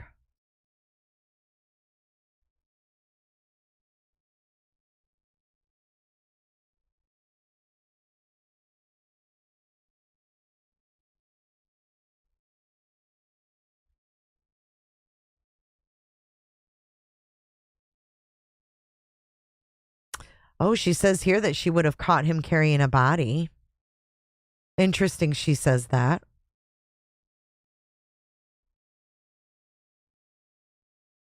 I can't find it offhand, but she made that sick ass comment about the Woody Allen. Wait, here it is. Hold on. I think this girl. And ends up running away with him. Here it is. Here it is. I've always told him that my biggest fear is that this would turn into a Woody Allen situation where the stepdaughter or the dad grooms the child and the child turns 18 and ends up running away with him. I mean, what? Who even thinks like that?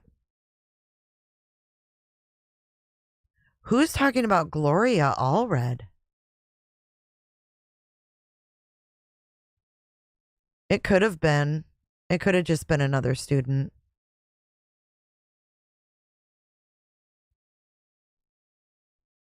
I mean, who? What? Gross. And she says, I've always been worried. Like, my biggest fear. I've always been worried about. I've always told him that my biggest fear is that this would turn into a Woody Allen situation where the stepdaughter or the dad grooms the child and the child turns 18 and ends up running away with him. I told him like that was my biggest fear and I don't ever want that happening. Like, you can't do that to me. Like, why would you say that to him? Because I never trusted. I grew up being told never trust a man. Okay, that goes beyond not trusting a man. Does it not?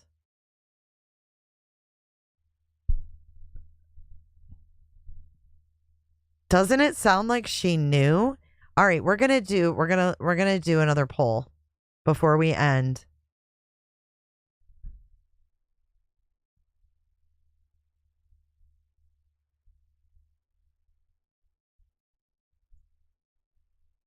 I think she was jealous too. All right, get your votes in. We're gonna play it one more time. I've always told him that my biggest fear is that this would turn into a Woody Allen situation where the stepdaughter or the dad grooms the child and the child turns 18 and ends up running away with him. I told him like that was my biggest fear and I don't ever want that happening. Like, you can't do that to me. Like, why would you say that to him? Because I never trusted. I grew up being told never trust a man. I was told never to trust a man. Knowledge is power. Is he the only one she let do that? Good question. Sad.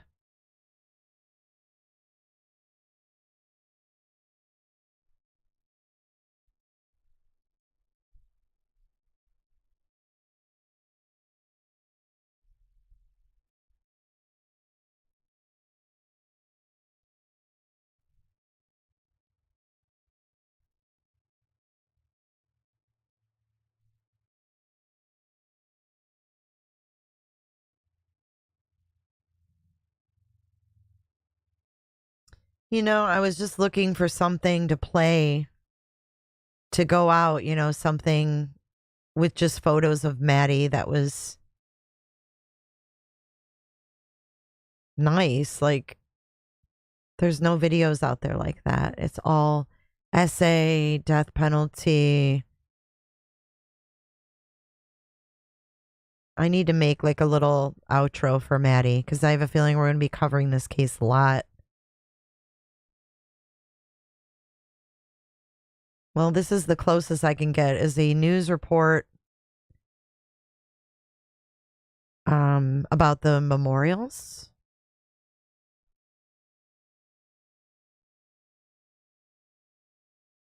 And then it was removed, but I guess we'll play this. Loss of Madeline Soto has touched just so many in our community. People are leaving items at 2 memorials set up in honor of her. One outside of her Hunter Creek Middle School, where she was a student, and the other near the wooded area in St. Cloud, where her body was found. Channel 9's Daryl Matthews is live in St. Cloud. And Daryl, Madeline's story has touched just so many hearts of those people who didn't even know this little girl. Yeah, Martha, you wouldn't even believe how many people have come out here just today. And we've seen people all day drop off bears, write handwritten letters, even bring some balloons out here, all paying their respects to Maddie. As you said, even those who didn't know her, they felt a connection through her story. And I just come to give her, her respect, because I got 2 granddaughters. And it just breaks my heart. A drive along Hickory Tree Road in St. Cloud will lead you to a site filled with flowers and stuffed animals, all in memory of 13-year-old Madeline Soto. She was an angel, I think, to everybody, and that's why she's touching everybody's heart. This is the second memorial set up for Maddie. The first is outside her school, where we saw balloons, candles, and prayer. The Orange County School District says, in part, counselors have been available at Hunters Creek Middle School since the... Okay, I'm pissed, okay? Look at this, you guys. I was looking for a video to play on Maddie. This just rubs me the wrong way.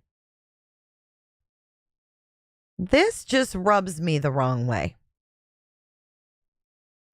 Tell me why Disney Dining has Maddie's death on their website.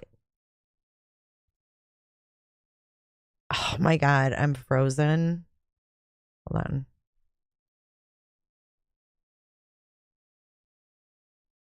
Let's try it this way.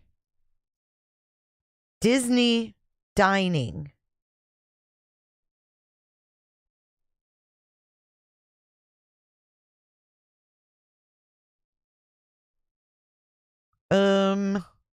Like what?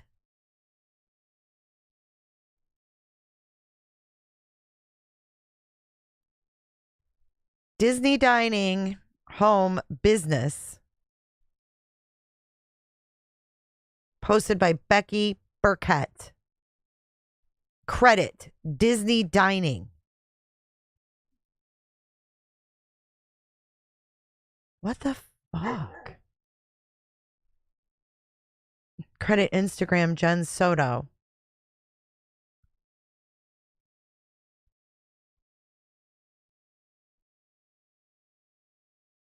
Isn't this weird? Hunters Creek Middle School. The sheriff. Instagram Jenn Soto.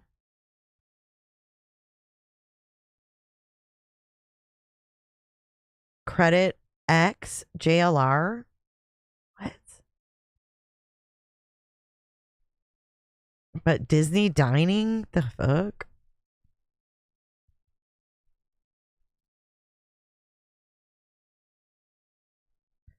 Well, I know they worked there, but why? Yeah, exactly. I don't know if it's official or not. Maybe not. Disney Dining.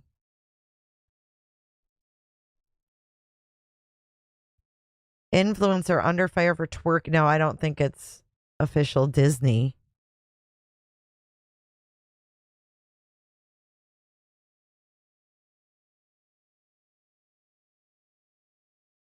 This is fucking weird.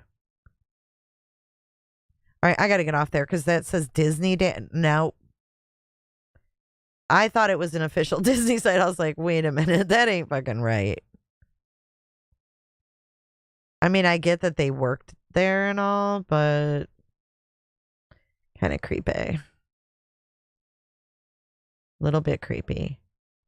All right, guys. I got one more thing. I just want to ask you guys stick around for 2 more minutes. Just 2 more minutes is all I ask.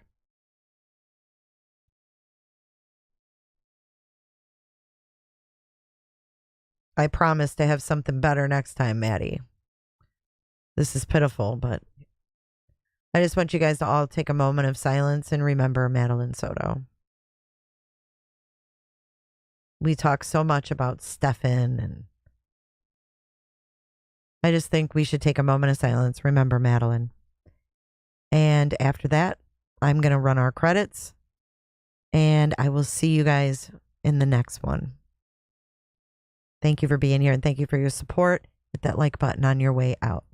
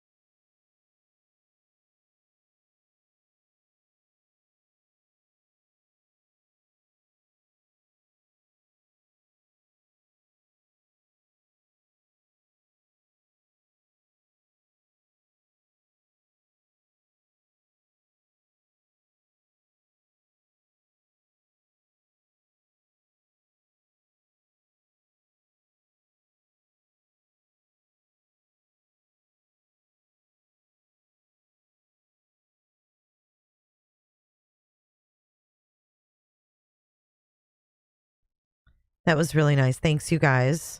You guys, we missed a big thing about that coin. We've got one more thing to look at for page 486. Thank you for bringing that to my attention. We've got one more thing to look at, and then I promise to let you guys go. You can't go yet. You can't go yet. So we have here on page 486 on 12/16/2023 at 12:47, which is 12:47 a.m., Maddie sent a text message to Stephan that contained a photograph of two coins. The coins had the inscription of New Parent Decision Coin and appeared to be from Amazon.com. Maddie sends two follow-ups to Stephan. Quote, "We need this," end quote, "and get it for us, please." Oh, man. A search of Amazon for these coins revealed these coins are for new parents. One can flip a coin to decide if it is the mother's or father's time to complete a task for a newborn. Due to the fact that this conversation was not near Father's Day or Mother's Day, leads one to believe Maddie and Stephan had possibly spoke about conceiving a child.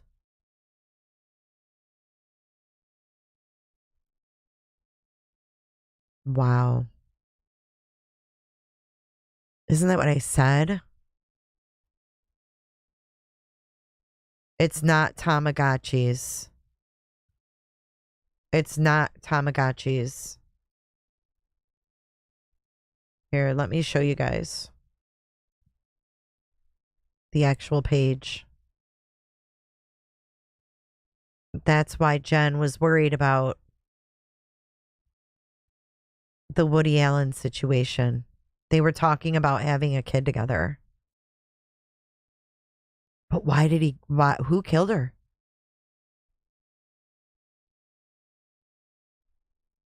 Do you think that it was both? Do you think that, is it possible that, are you thinking what I'm thinking? Because that's crazy.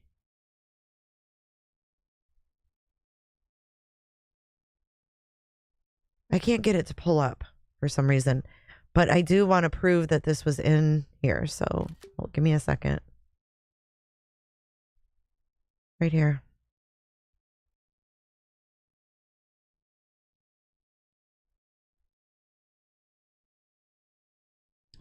On 12, wait.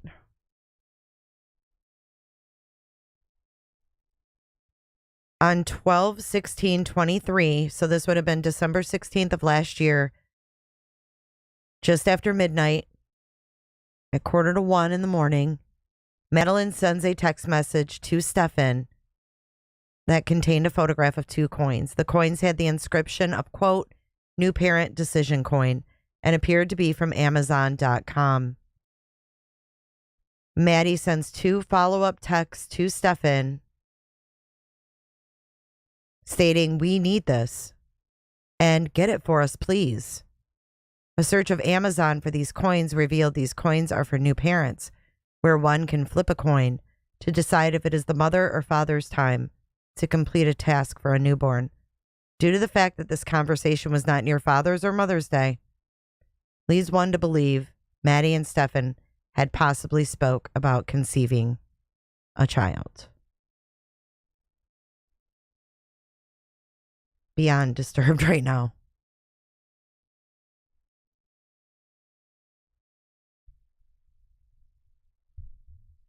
Where would she have heard this? Thank you. Yes. Thank you, Dr. Vanna. Where did Jenn find something out? What was the ruckus on Saturday night? What was Stephan upset about Saturday night? You know? His parents even, went out of their way to ask, what upset you that night? He said, a job and money and a job. And then we have this from Jenn Soto. I've always told him that my biggest fear is that this would turn into a Woody Allen situation where the stepdaughter or the dad grooms the child and the child then turns 18 and ends up running away with him. I told him that was my biggest fear and I don't ever want that happening. You can't do that to me. Why would you say that to him? Because I never trusted. I grew up being told never trust a man. Cha-cha, that's the question of the day. What ultimately made Stephan Stearns unalive Maddie in that way? Leave her out there in that way. There's way more to the story, that's for sure.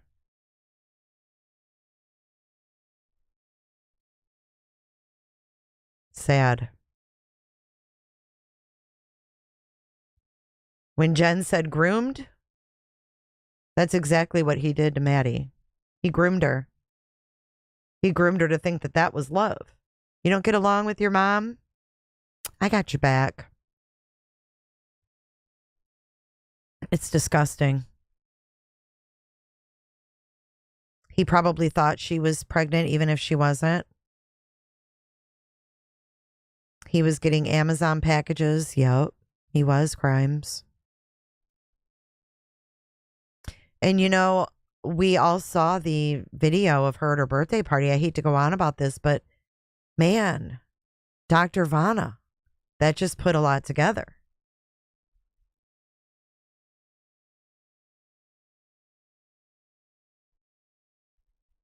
Remember the video of her at her birthday?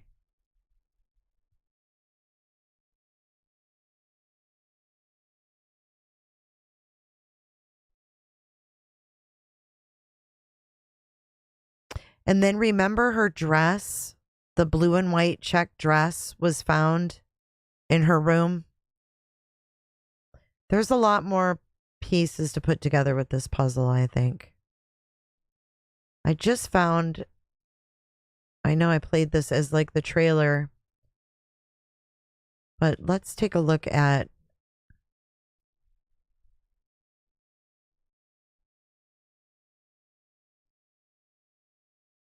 Maddie at her birthday party again. And then I swear I'll let you guys go. I keep going, okay, bye. And then, no, wait, come back.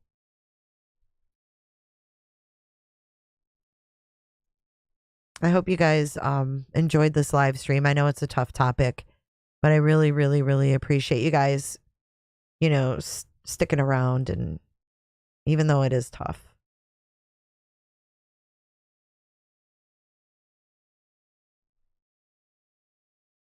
See, now there she doesn't look, I think maybe it's the angle, but she doesn't look well. She looks very tired,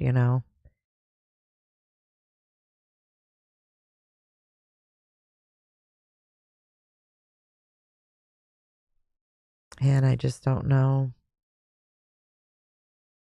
I mean, her mother didn't even go to her party.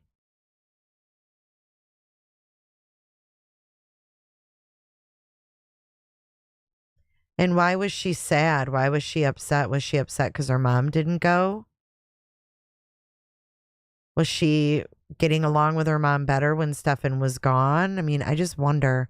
I have so many questions. I don't know if we'll ever find out, but she was beautiful. Poor Maddie. All right, you guys. On that note, I'm going to go. I got to go eat myself. Not eat myself, but, eat dinner. I didn't want to see you again for the rest of my whole life. And I didn't want to see anybody else either. Scotty dog, thank you. Let's close out our poll. 93% of you guys think she knew.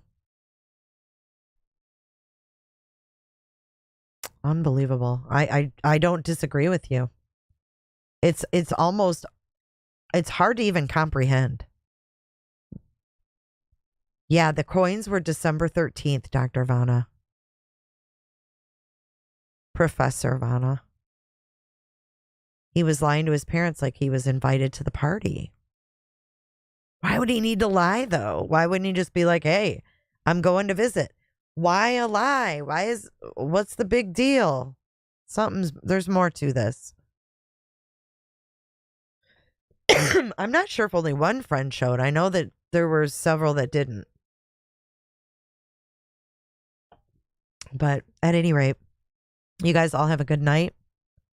It's time to roll out of here, out of Studio J.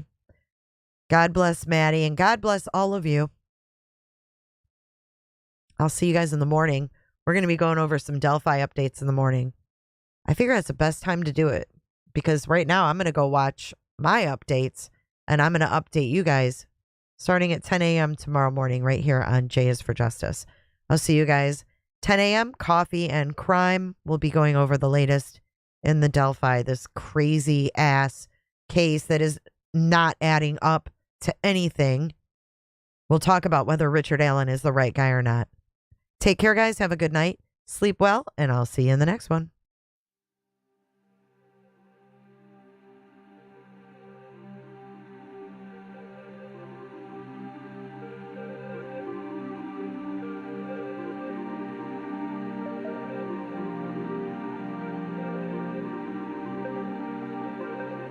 So much for watching. If you enjoyed this live stream or video, make sure to give it a thumbs up and hit that subscribe button so you don't miss out on my latest content. Want to take it a step further? Bring it all in. And join our community clickers by becoming a Patreon or a YouTube member. You'll get exclusive access to our Discord server, special channel perks, and much more. Until then, I'll see you in the next one. Click, click, click, click, click, click, click. It's real easy, man.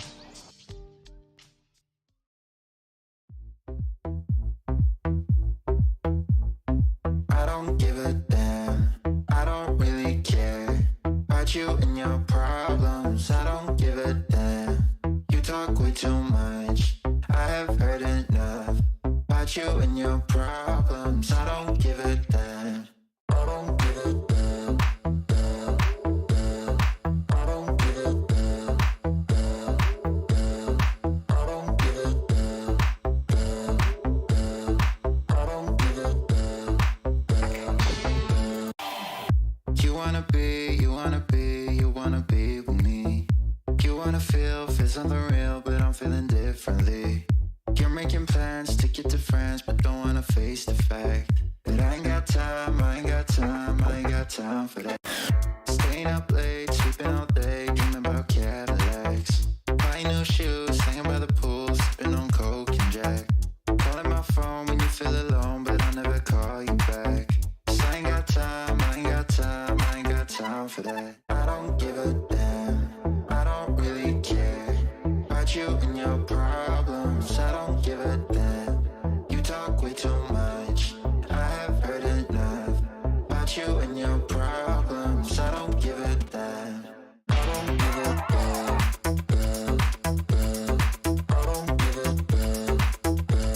had a hard time hearing you. Do you mind pulling your microphone down and then aiming it up at your chin?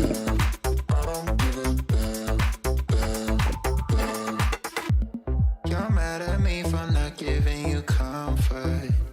You say that I'm away so much and now you don't feel the way you felt when we were younger. But that's okay for me. You're being a Karen. I don't really care about you and your problems. I don't give a damn. You talk way too much. I have heard enough about you and your problems. I don't give a damn. Thanks so much, Jennifer.